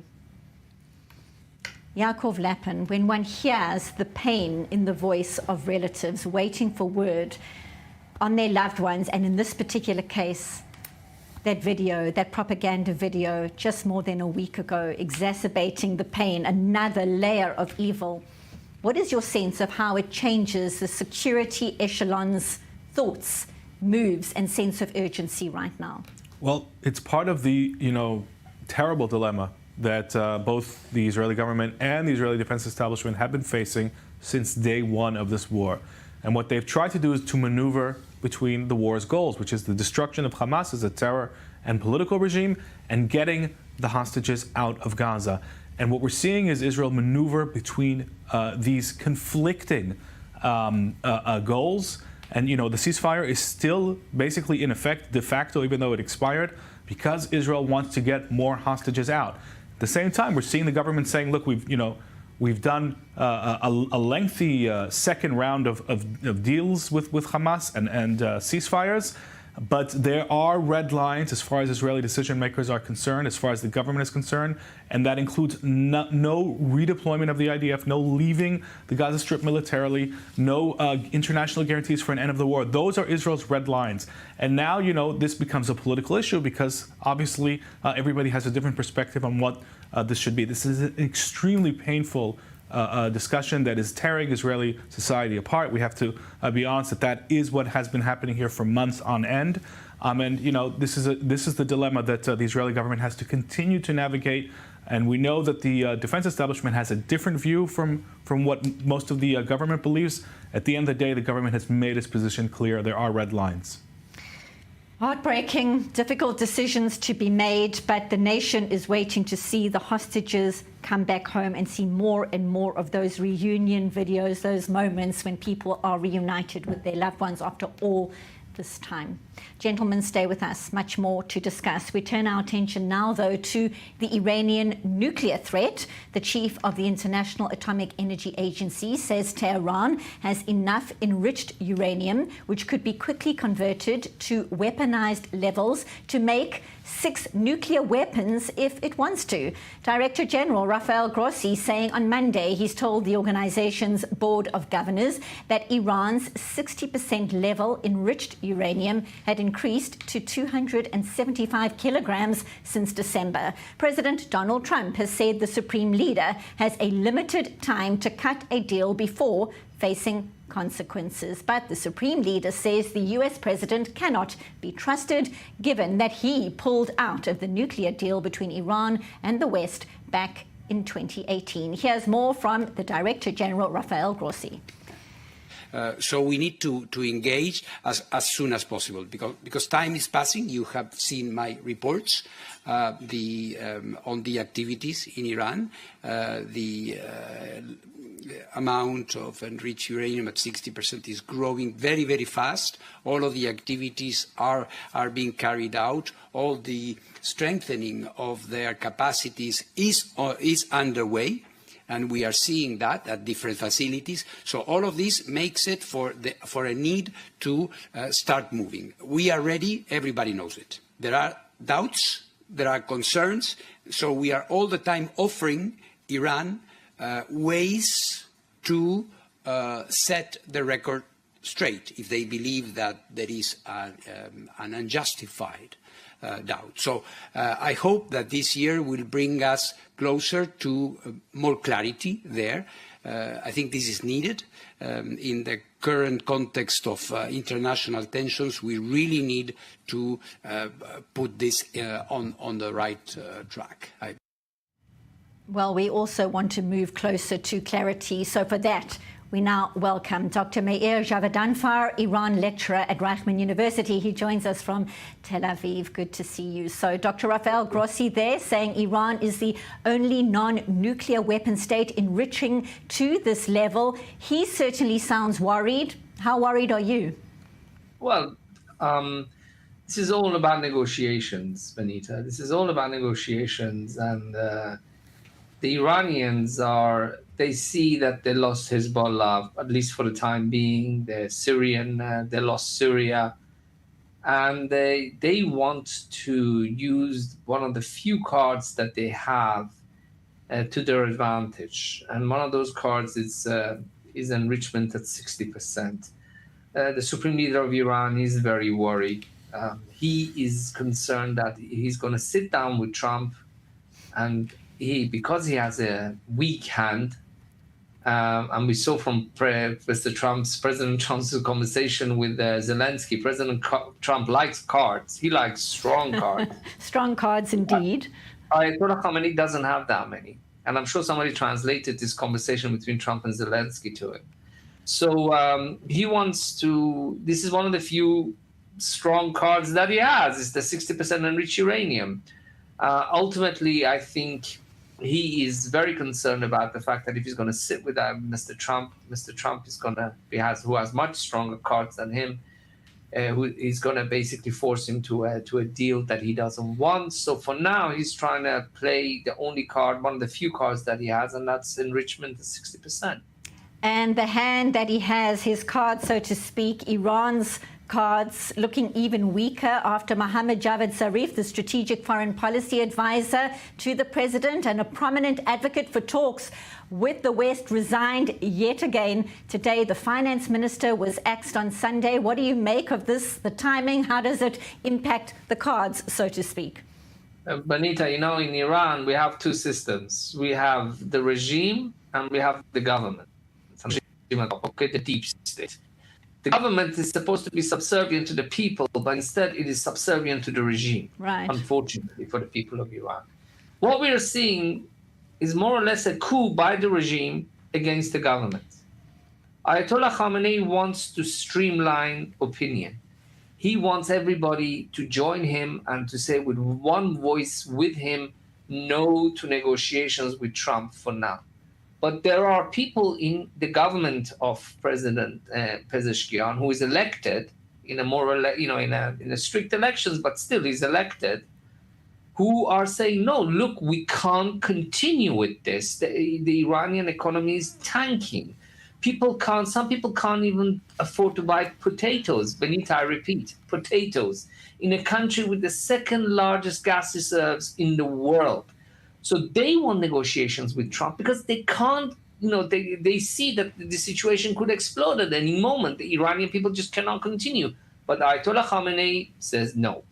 And for now, he sees the people who want negotiations with Trump as those who could weaken his hands and the cards that he has. So he's trying to streamline the situation, and he's getting the different bodies that the deep state controls from behind the scenes to get rid of these people. They got rid of Hemmati, the finance minister, who was actually comparatively a good finance minister.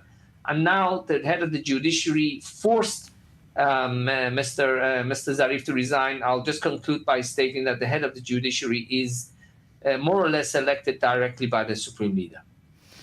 It all circles right back. Very briefly, is Donald Trump likely to give a green light to Israel attacking Iran's nuclear program? Your thoughts on the timing right now? I don't think he has to. Ayatollah Khamenei is making so many mistakes that he himself is gonna have to drag himself to the table sooner or later, unless he, of course, meanwhile he gives the order to make a nuclear weapon, and should the Israeli or American intelligence pick up that order, then gloves will be off. Gloves will be off indeed. Dr. Meir Javadanfar, always appreciate your insights. Thank you very much for joining us on The Rundown.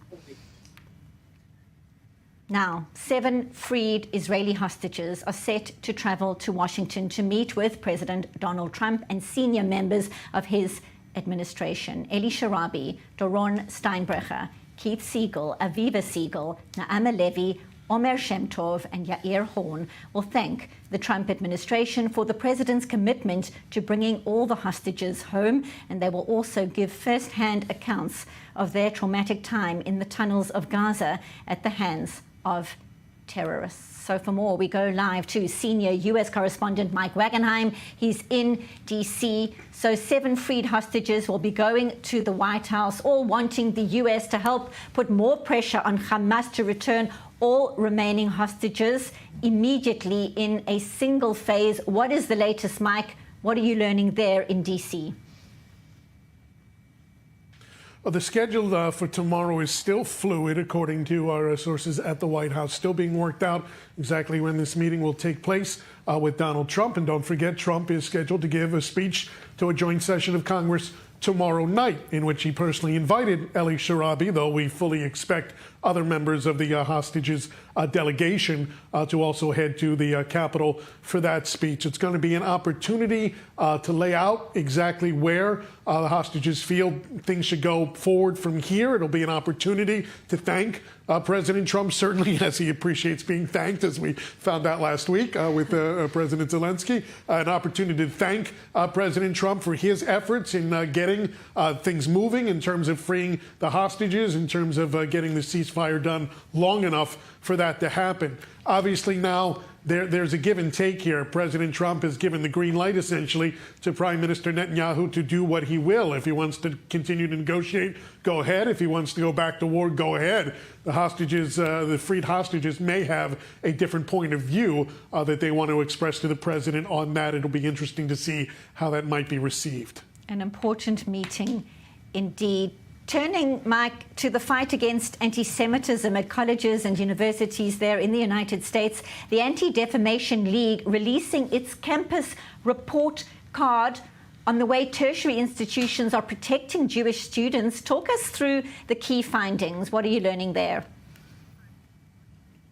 Well, this is an expanded survey they did this year. They went from 85 universities last year to 135 this year, and they expanded the different criteria and measurements. The bottom line is about 35% of these schools that were graded received either an A or a B. That's pretty good news, I would think, in this environment. It's up from a 23% mark last year. But, of course, much more work needs to be done. 21% of the schools got a D, just under 10% with a failing grade. Now, a couple of notable schools went up 2 letter grades, something I never did in any of my classes, at least. Harvard was among them, very notable. Michigan, where there continues to be public problems there with anti-Semitism, but they went up 2 letter grades. So did UNC Chapel Hill, whose administration took a hard line toward Hamas supporting protesters there last year.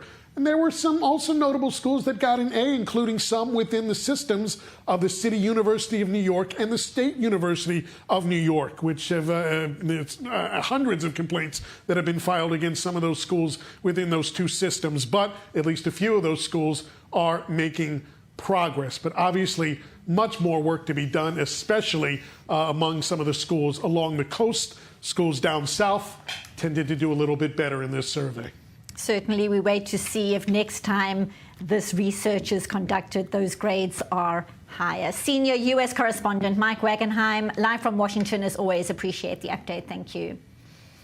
And now a new development, a developing situation in Syria as we speak. Security analyst Yaakov Lapin, what are you learning? So the IDF is saying that it struck in recent minutes or it made the announcement in recent minutes that it struck a weapons depot belonging to the previous Assad regime in the area of Al-Qaradaha, which is in the Latakia province that's in northwest Syria. And it said that due to recent developments, it felt the need to strike. Now, what those developments are, the IDF did not say.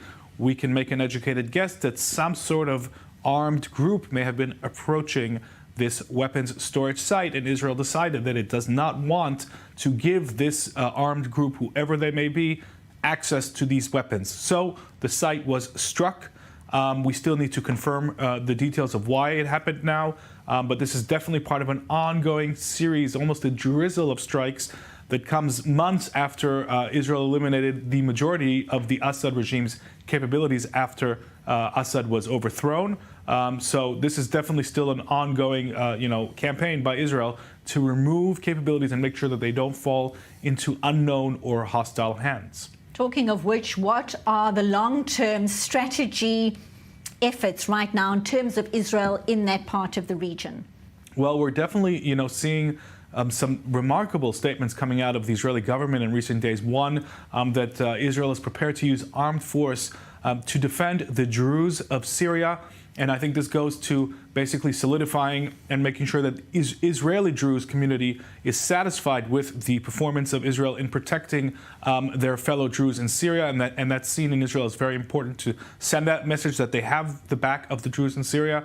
Because there was a moment there when clashes were escalating in a southern suburb of Damascus in a Druze area, and a Syrian regime force was moving towards that town. And Israel said, if this continues, we're going to intervene. That was a very dramatic moment, and I think it sets a precedent. In general, I think Israel is setting up basically a demilitarized zone in southern Syria. Not only is it remaining in the buffer zone, but it is also making it very clear that it's not going to hesitate to use airstrikes to work with the local Druze population and to make sure that the new Syrian regime is not going to be able to set up military presence in southern Syria. And Baligh, the sentiment within the Druze community on exactly this. Yes, just to add on what information do we have about this airstrike? Apparently, our reports from Syria are talking about the battalion that is responsible for the defense, for the air defense system, that belonged, to the previous Assad regime. Currently stationed in this site, actually, the HTS operatives. It's not clear what exactly happened to them. We're still waiting for information on that. And by the way, simultaneously, Israel is sending SMS messages to the people of the coast of Syria in the area of Tartus, telling them to stay away from the sites where the quote-unquote terrorists are. So that's what is developing right now. That is, of course, a huge step that Israel is even talking to the people in the area as well. And as said here, apparently the Israeli goal is clear to reach a point where there is no threat from Syria anywhere, and of course the demilitarized zone in the south of Syria. Now, to the Druze, to my understanding, it's not synonymous. I would say the majority are against what we are hearing from the Israeli side. Still, the Israeli government is insisting that that's their goal. Apparently, they are relying on the fact that at some point there will be a conflict between the Druze in Syria and the HTS.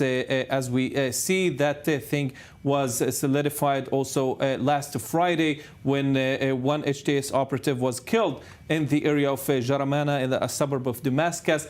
Clashes started. Since then, things got back to normal, but of course, things can develop in the future. That's an obvious Israeli interest to split all these powers, not to centralize Syria as an entity, to actually get closer to some groups in Syria, minorities like the Druze, like the Kurds, because at some point in the Syrian government, when they will be holding positions, Israel can also influence Syria and the Syrian government through these alliances with the minorities. Stay with us because, talking of which, a face-off between Syrian forces and local Druze communities is shedding light on Syrian sectarianism and the divisions still plaguing Syrian society. More in this report. With the new Syrian administration trying to boast the unity of the nation, government-aligned forces could be seen entering Jaramana, a suburb of Damascus, late Sunday night, flying the Druze flag. While some reports say that they flew the flag on their own accord, others point to the Druze administration, forcing them to fly the multicolored flag. The Druze community, a minority in the Middle East and often presumed to be loyal to the state it resides in, has been thrust into the spotlight since the fall of the Assad regime while trying to navigate their own delicate security. Syrian forces were deployed following a dispute on Friday in which a Syrian security officer was killed. According to Syrian reports, authorities from the new Syrian government have been clashing with local Druze gunmen, prompting Israeli Prime Minister Benjamin Netanyahu to raise the alarm and order for the IDF to be at the ready to defend the Druze population of Jaramana. While some from the Druze community in Syria welcome the Israeli statement, others are voicing their allegiance to Syria. After a decade-long civil war, the struggle for stability in Syria still continues. To Russia now. Authorities in Moscow have foiled an attack on a Jewish institution, killing a Muslim Russian terrorist in a shootout. The country's Federal Security Service saying earlier today that a Muslim terrorist intended to detonate homemade explosive devices in a religious Jewish institution and at one of the metro stations in the capital. The suspect was born in Central Asia. He had sworn allegiance to an unnamed terror group and had made plans to travel to Afghanistan to join the organization there after he carried out the attacks in Moscow. Now to Los Angeles, the Oscars. The documentary No Other Land taking the ultimate prize on Sunday night for Best Documentary Feature Film at the 97th Academy Awards. Two directors, a Palestinian and an Israeli, wrapping up that documentary before October 7th. During their acceptance speeches, Basel Adra calling for an end to the conflict in this region, and Yuval Abraham calling for the return of the Israeli hostages held captive in Gaza. The film, which delivers a critical portrayal of Israeli military policy in the disputed West Bank, has drawn criticism from current Israeli government officials. Culture Minister Miki Zohar calling the Oscar win a sad moment for the world of cinema, saying, quote, instead of presenting the complexity of our reality, the filmmakers chose to echo narratives that distort Israel's image in the world. So for more on the actual red carpet updates out of Los Angeles, we now welcome entertainment journalist Josh Rom. He joins us where he's been watching everything out of London. And welcome. Before we get to the documentary, what a night for the movie Anora, this low-budget comedy taking 5 Oscars, including Best Picture and Best Actress. Talk us through the big winners. Any surprises there? Yes, I think Anora was one of the films that we thought might get Best Picture. It had a massive sweep a few weeks back, winning at the Directors Guild, the Writers Guild, and the Producers Guild. And then when we saw it early on in the night get Best Editing, we thought, okay, I think they're going towards Anora here.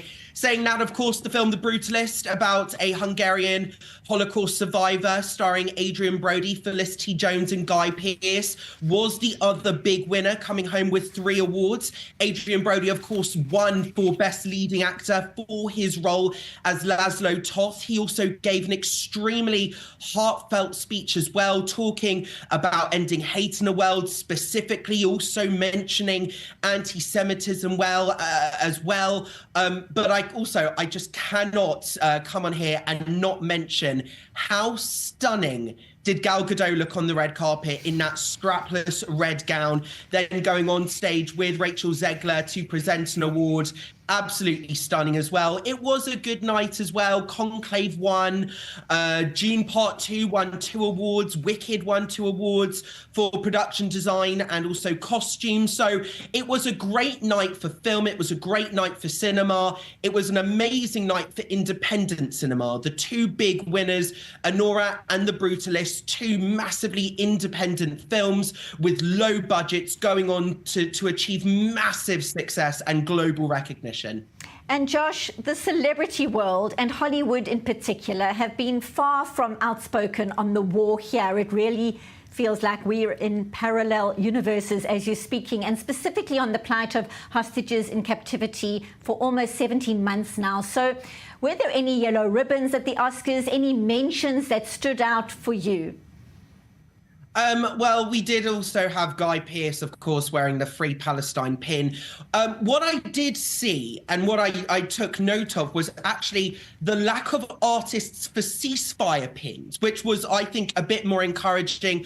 I liked how, on the whole, the Oscars actually stayed rather apolitical. You know, I think that's one of the things is viewers are really tuning off from these award ceremonies when the speeches are so overtly political. So I know a lot of Jewish people have been slamming the likes of Adrian Brody for not mentioning it more. And then there's also Kieran Culkin as well for his win as in Best Supporting Actor for A Real Pain. People are going, well, it's a Holocaust film. Why aren't you mentioning anti-Semitism? Why aren't you mentioning the hostages?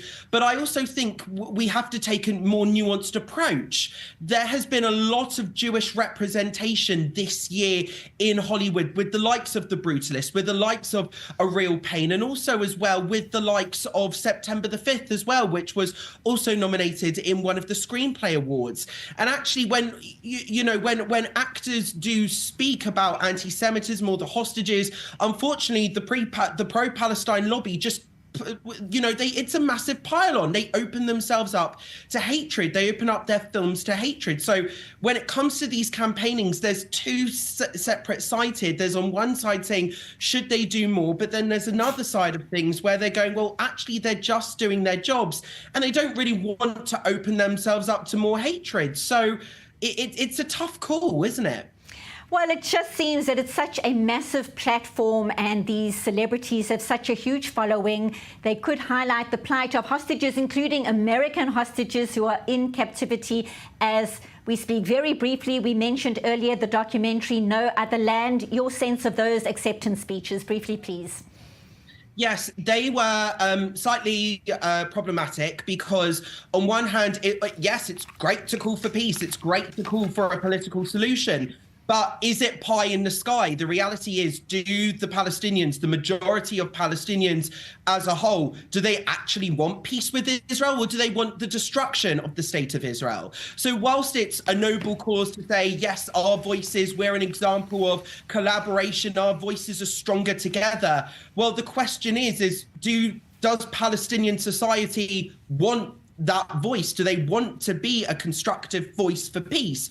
Or what they're saying, is it just kind of virtue signaling, pie in the sky sort of thing to kind of make a point in order to just celebrate their win and get more eyes on their film? That's what those are the big questions that we're asking ourselves after that speech, because it's all well and good.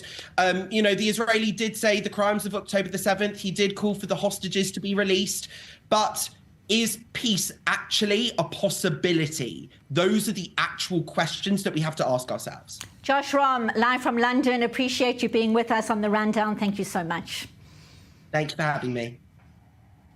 Certainly interesting to hear that perspective. Personally, it feels like it is a parallel universe, looking at the celebrity world, the Hollywood world, and knowing what is happening right now in this region. Once again, Yaakov Lapp and Balich Sladin, thank you both for being here on this day. That is a wrap for this edition of The Rundown. I'm Benita Levine in Tel Aviv.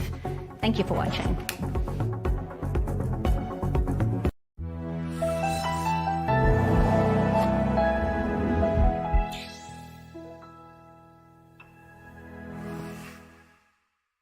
Introducing the brand new i24 News video on demand app. You'll have instant access to all our programs, reports, in-depth discussions and expert commentary, all at your fingertips whenever you want it. So what are you waiting for? Download the i24 News video on demand app today. Shalom. ¿Qué me trae por aquí? La necesidad impostergable de 600 millones de hispanoparlantes que ahora necesitan escuchar el mensaje judío e israelí en tiempos difíciles. ¿Cómo lograrlo? Cuento con ustedes para continuar llevando a lo más alto del mundo mediático una inquebrantable diplomacia pública al servicio de la verdad sin concesión alguna. The 7th of October set in motion a chain of events. Today, Israel's enemies are severely weakened, but not defeated, and the balance of power is shifting. This region never rests. And for its own survival, Israel needs to keep its finger on the pulse. If you want to better understand, if you want to hear voices you won't hear elsewhere, then tune in daily to Middle East Now on i24 News. Want to stay on top of the news no matter where you are? Introducing i24 News' brand new news website. On our website, you'll find all the latest articles, interviews, and live broadcasts. Everything you need to know right at your fingertips, whenever you want it. So what are you waiting for? Download the i24 News app today.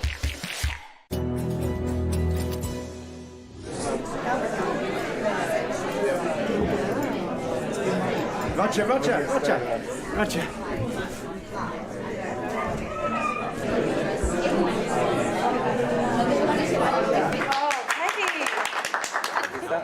Yes, it is. I know. They're like obsessed with her. Like, people really are obsessed with her. They are.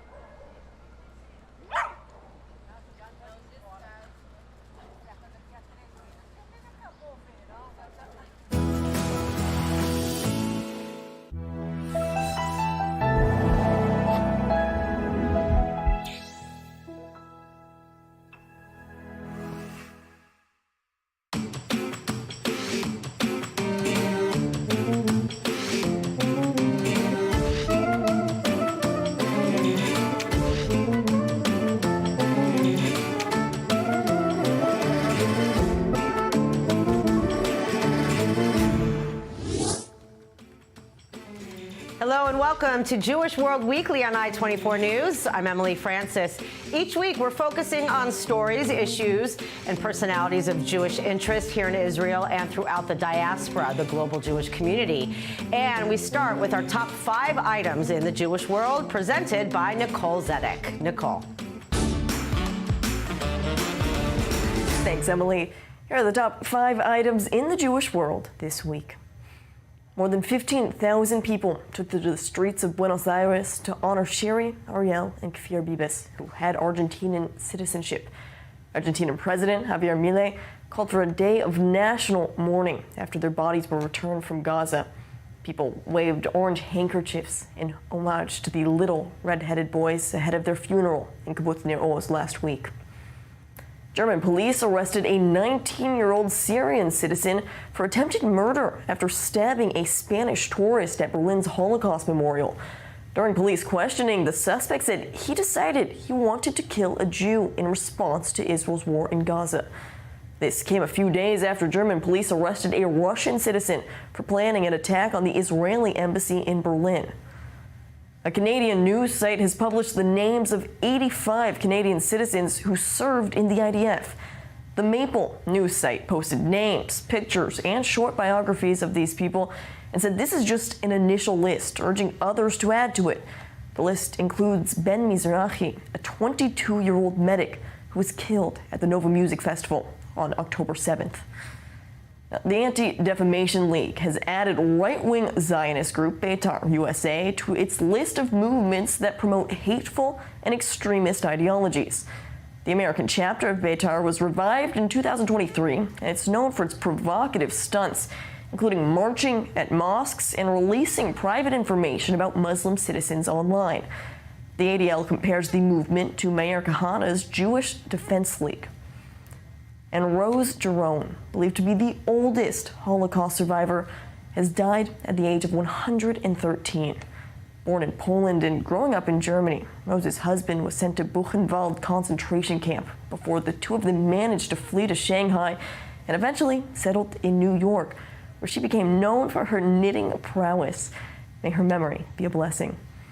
Those are your top 5 items in the Jewish world this week. Back to you, Emily. The 97th Annual Academy Awards are taking place during a challenging and polarizing time in Hollywood. This year, Jewish actors, actresses, screenwriters, songwriters, and beyond are among the nominees. But Jewish celebrities not immune to the anti-Semitism sweeping the nation in the wake of October 7th. We are now joined from New York City here to discuss more. And we are here with Jeffrey Lyons, a longtime colleague back in the day, film critic, author, and the host and creator of The Lion's Den. Hello, my friend. Good to see you. I want to apologize to anybody who sat near us all those years when we were chatting during a boring movie. So. I know, it's true. We did do that quite a bit. So let's talk about the nominees. We got Adrian Brody back, a lot of promise as far as films. Do you think that there is a good chance of coming away with some Academy Awards? I think Timothy Chalamet is going to win it because his performance was absolutely remarkable. And Adrian Brody already has an Oscar, and that still is part of the consideration. The dynamic and the voting block has changed. It's gotten younger and more diverse. But I think Timothy Chalamet's performance is a performance of the ages. I didn't really care much for The Brutalist. Right. But that's what, That's what we got.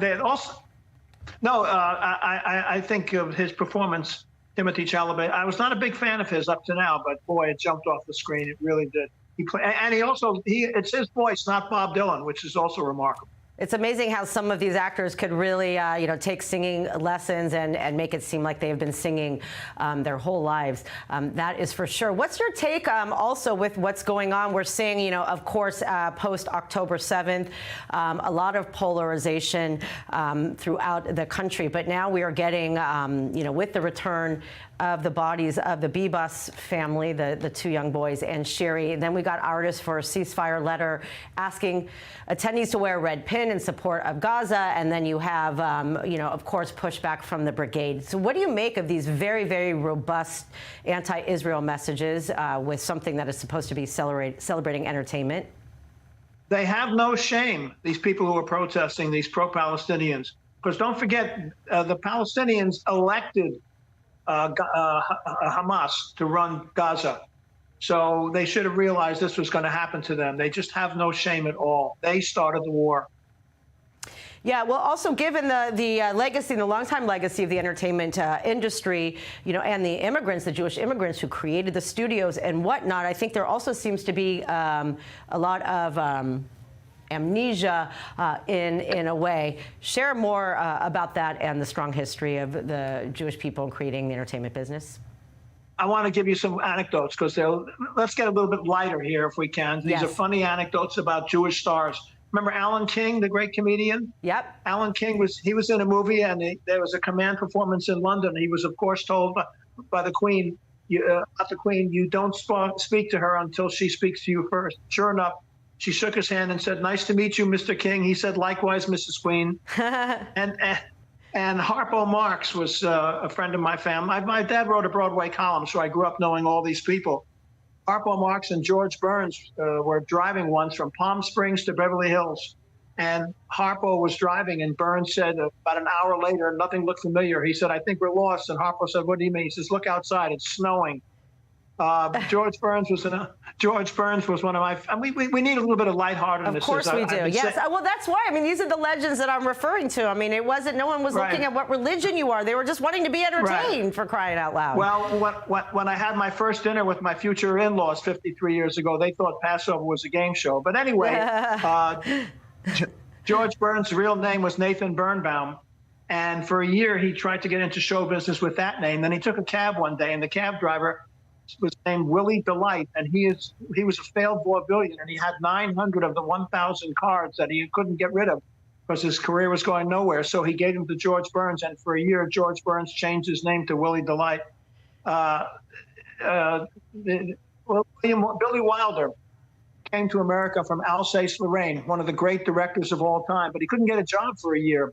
His mother back in the old country was worried, and he sent her copies of books by Thornton Wilder, saying that he had temporarily changed his first name and was working fine, nothing happened, he was doing well. Well, he finally got a job in Hollywood, and he wrote her a note saying, confessing it to her, and she wrote back saying, "I'm so glad I didn't like any of those books anyway." Oh, wow. And I looked up all the great directors, even more than movie stars, who are of the Hebraic persuasion, from Sidney Pollack to Gregory Ratoff, who was a wonderful actor.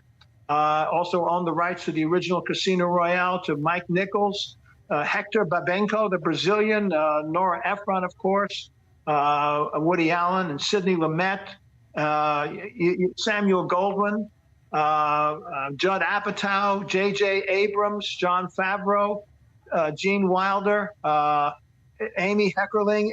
It's all in the history of Hollywood. All the studios were founded by members of the Jewish persuasion. And my former partner, Neil Gabler, wrote a book about it, how the Jews helped found Hollywood. And we need to speak out more forcefully, even now, from this side, from the United States, against what's happening. We have somebody who's advising the president who has made some anti-Semitic statements. And we have to crush that. We have to fight back louder than we're doing. Yeah, well, listen, I think the contributions, it does seem, though, a lot of the films are kind of, especially this year, have some kind of Holocaust-related theme. Are you confident that we could have a future of more Jewish-themed films that are not focusing just on genocide? I hope so. Yentl did that. I went to a Backers audition 30 years ago with my father, more than 40 years ago. And my cousin was a lyricist, and he played some of the songs for a proposed musical, and they sounded like the schmaltziest stuff. We thought it would play 2 weeks in second. Here's one song. If I was a rich man, Sheldon, it'll play 2 weeks on 2nd Avenue. Emily, my station would have been owned by me if we had invested in Fiddler on the Roof. Also, when I was a kid, I went with my father on junkets overseas. I remember we were having dinner with Princess Grace in Monaco. It was part of a junket. My father had known her from the old days in New York. And we went to Rome for the Agony and the Ecstasy. And we went to Spain, where Sophia Loren cooked me a spaghetti dinner, but that's another story. But now junkets, they have those. I'm glad I don't have to do those anymore. What with streaming, I can work from my home and record my radio show. I don't have to go to screenings anymore. I see everything online, and it's a relief. Wow. All right, Jeffrey Lyons, thank you, and it's so good to see you. Let's do this again soon. You got it. Former reality star turned pro-Israel influencer Lizzie Savetsky posted a video on Instagram of controversial extreme right Rabbi Meir Kahane, who founded the right-wing Koch party in the 70s that has influenced current right-wing politicians like Itamar Ben-Gvir and Bezalel Smotrich. She stands by her decision despite pushback from other influencers for going too far. And one of them is here with us in studio. He's an author and activist, Blake Flayton. Thank you for being here and for being one of those, being a voice to the world of standing up for the Jewish people and calling out lies and narrative as you see fit. So let's talk about the controversy. What was your first reaction when you saw that post and heard about that post? Well, I'm no stranger to seeing promotion of Kahanism online, but what made this particular incident so troubling and the reason why so many, as you said, pro-Israel influencers spoke up about it is because of the platform. This was a video of Meir Kahane, and the caption underneath the video said, Rabbi Meir Kahane of blessed memory, and it was broadcasted to about 500,000 people. And that's really serious. And the influencer who posted this, according to her Wikipedia page, which I suspect, and many suspect she wrote herself, is a contender currently for the special envoy to combat anti-Semitism in the United States. And it is unacceptable to be broadcasting the messages of extreme right-wing figures if you are up for that position. I can think of nothing more counterproductive in combating anti-Semitism than broadcasting that voice, considering we in Israel, we as pro-Israel advocates, are always trying to tell the world that we are democracy and we cherish liberal values. And what Kahane stands for and what his followers in this country stand for is nothing of the sort. It is the deportation of Arab Israelis who are doctors, Supreme Court justices, and who are an integral part of everyday life here in Israel. It is the establishment of a theocracy, which is, of course, very dangerous to ethnic and religious minorities, as well as women, as well as LGBT people. And that's not the message that I want to be relaying to the world about who the Jewish people are and what Israel is as a country. And to have that be given such a platform, that's why I took it so seriously. Right. Well, and she did stand behind this decision, but we are living in a very polarized world. You're either far right, far left. It's hard to really find those that are in the middle. Everything is so politicized. So from that standpoint, also, what is the message that it sends when if there's something this extreme right, when we are trying to quell the same on the other side for those that are extreme and protesting against the Jewish people? Right. Well, it doesn't do us any favors.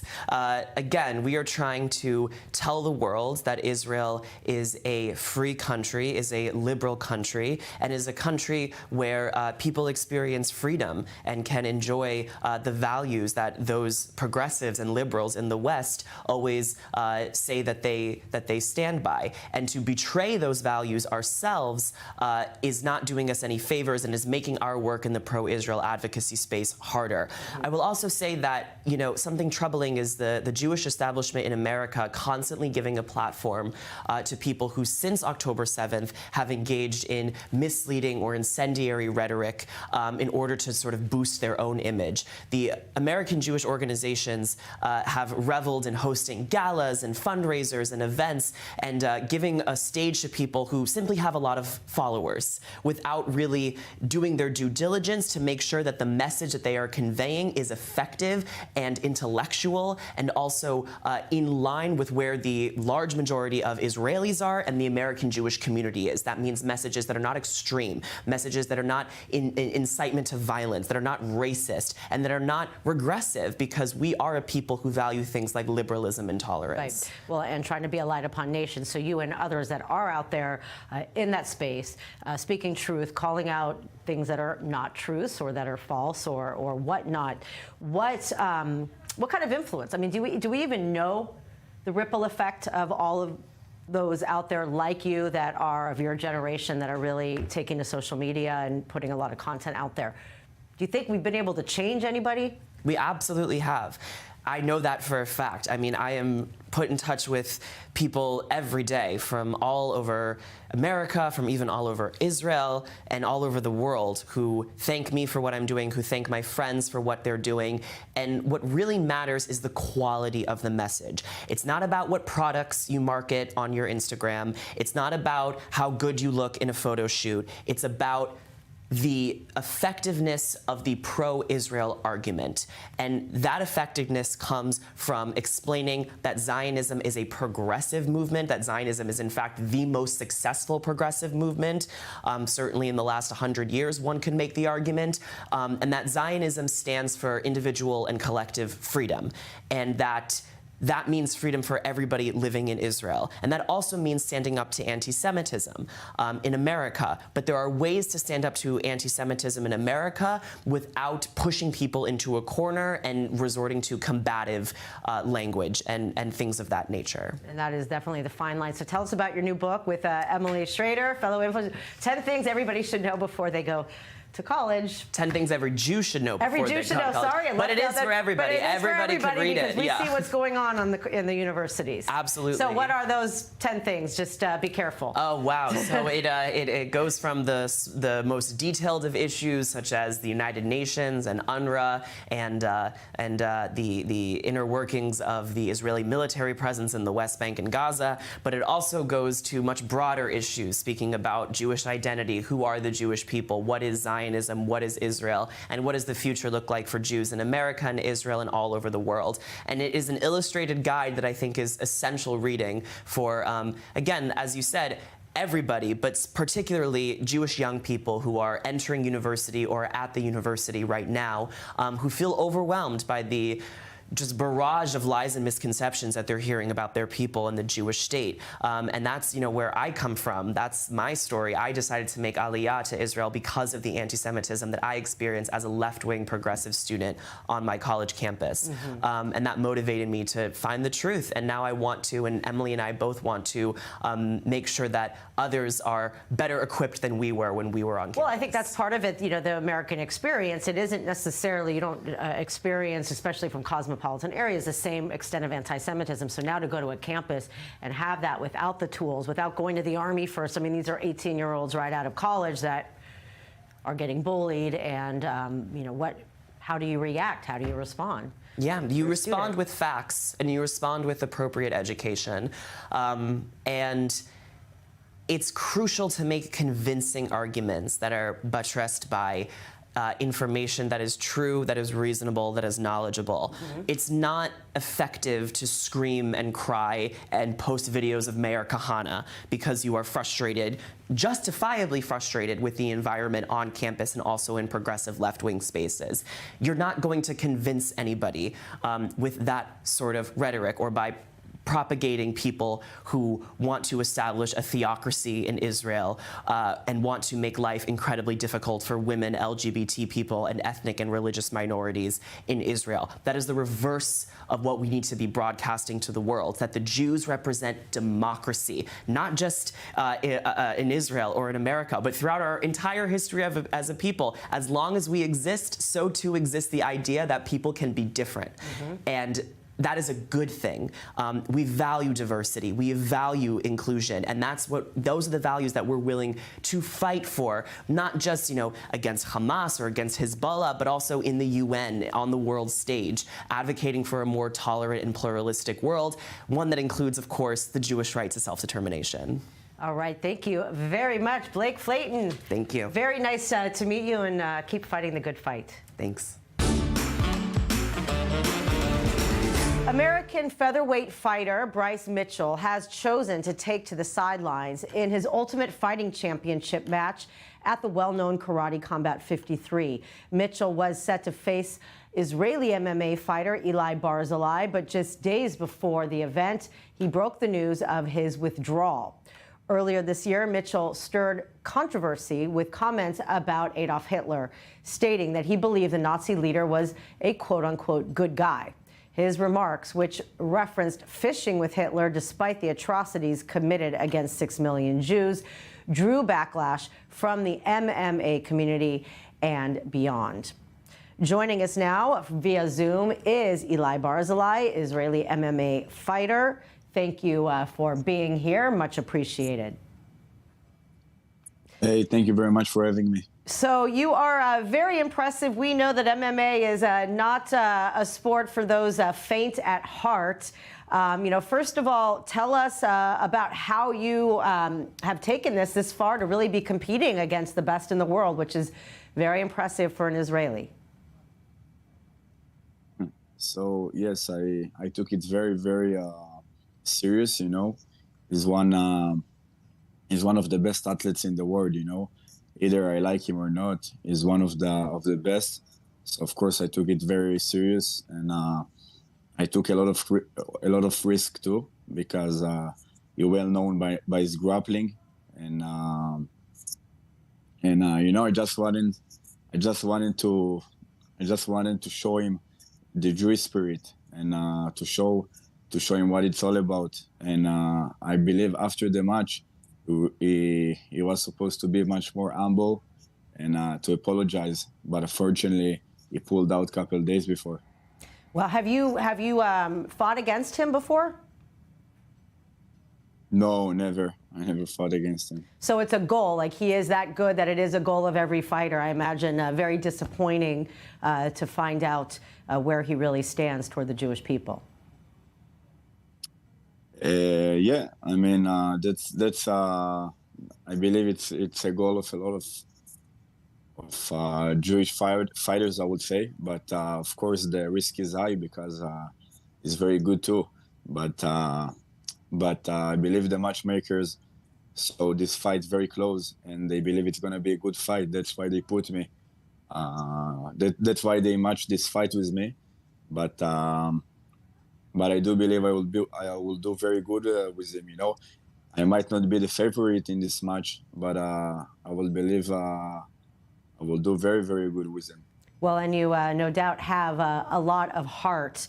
Being out there in the MMA world, which is huge around the world. Have you experienced anti-Semitism before and after October 7th?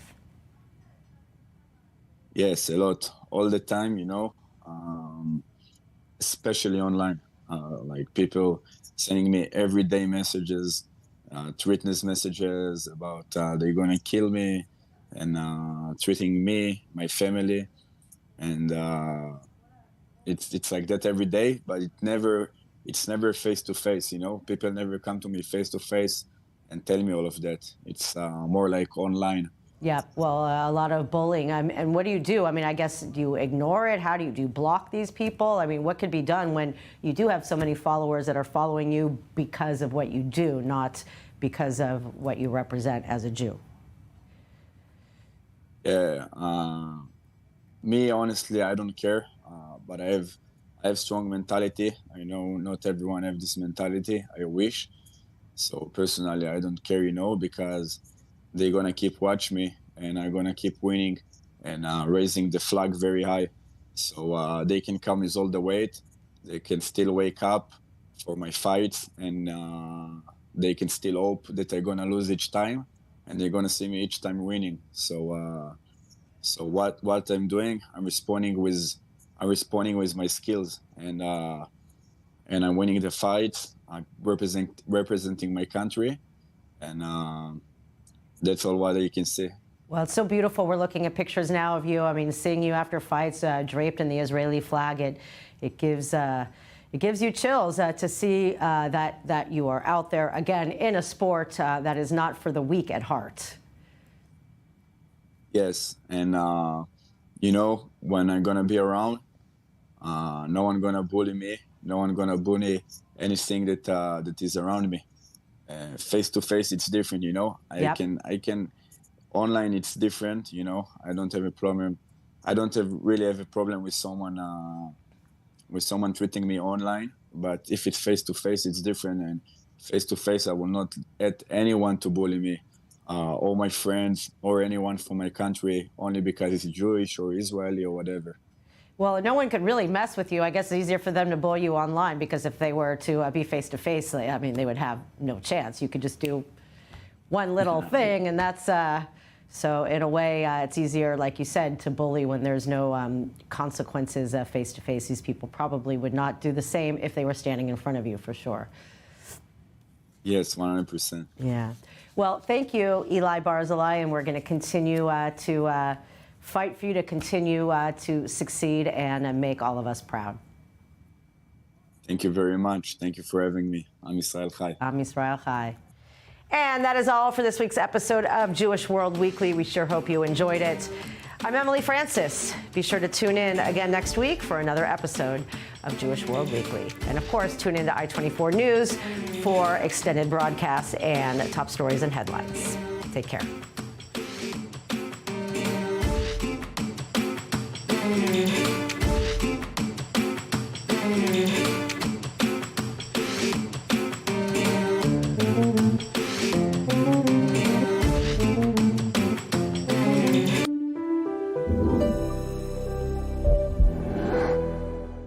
Bad posture.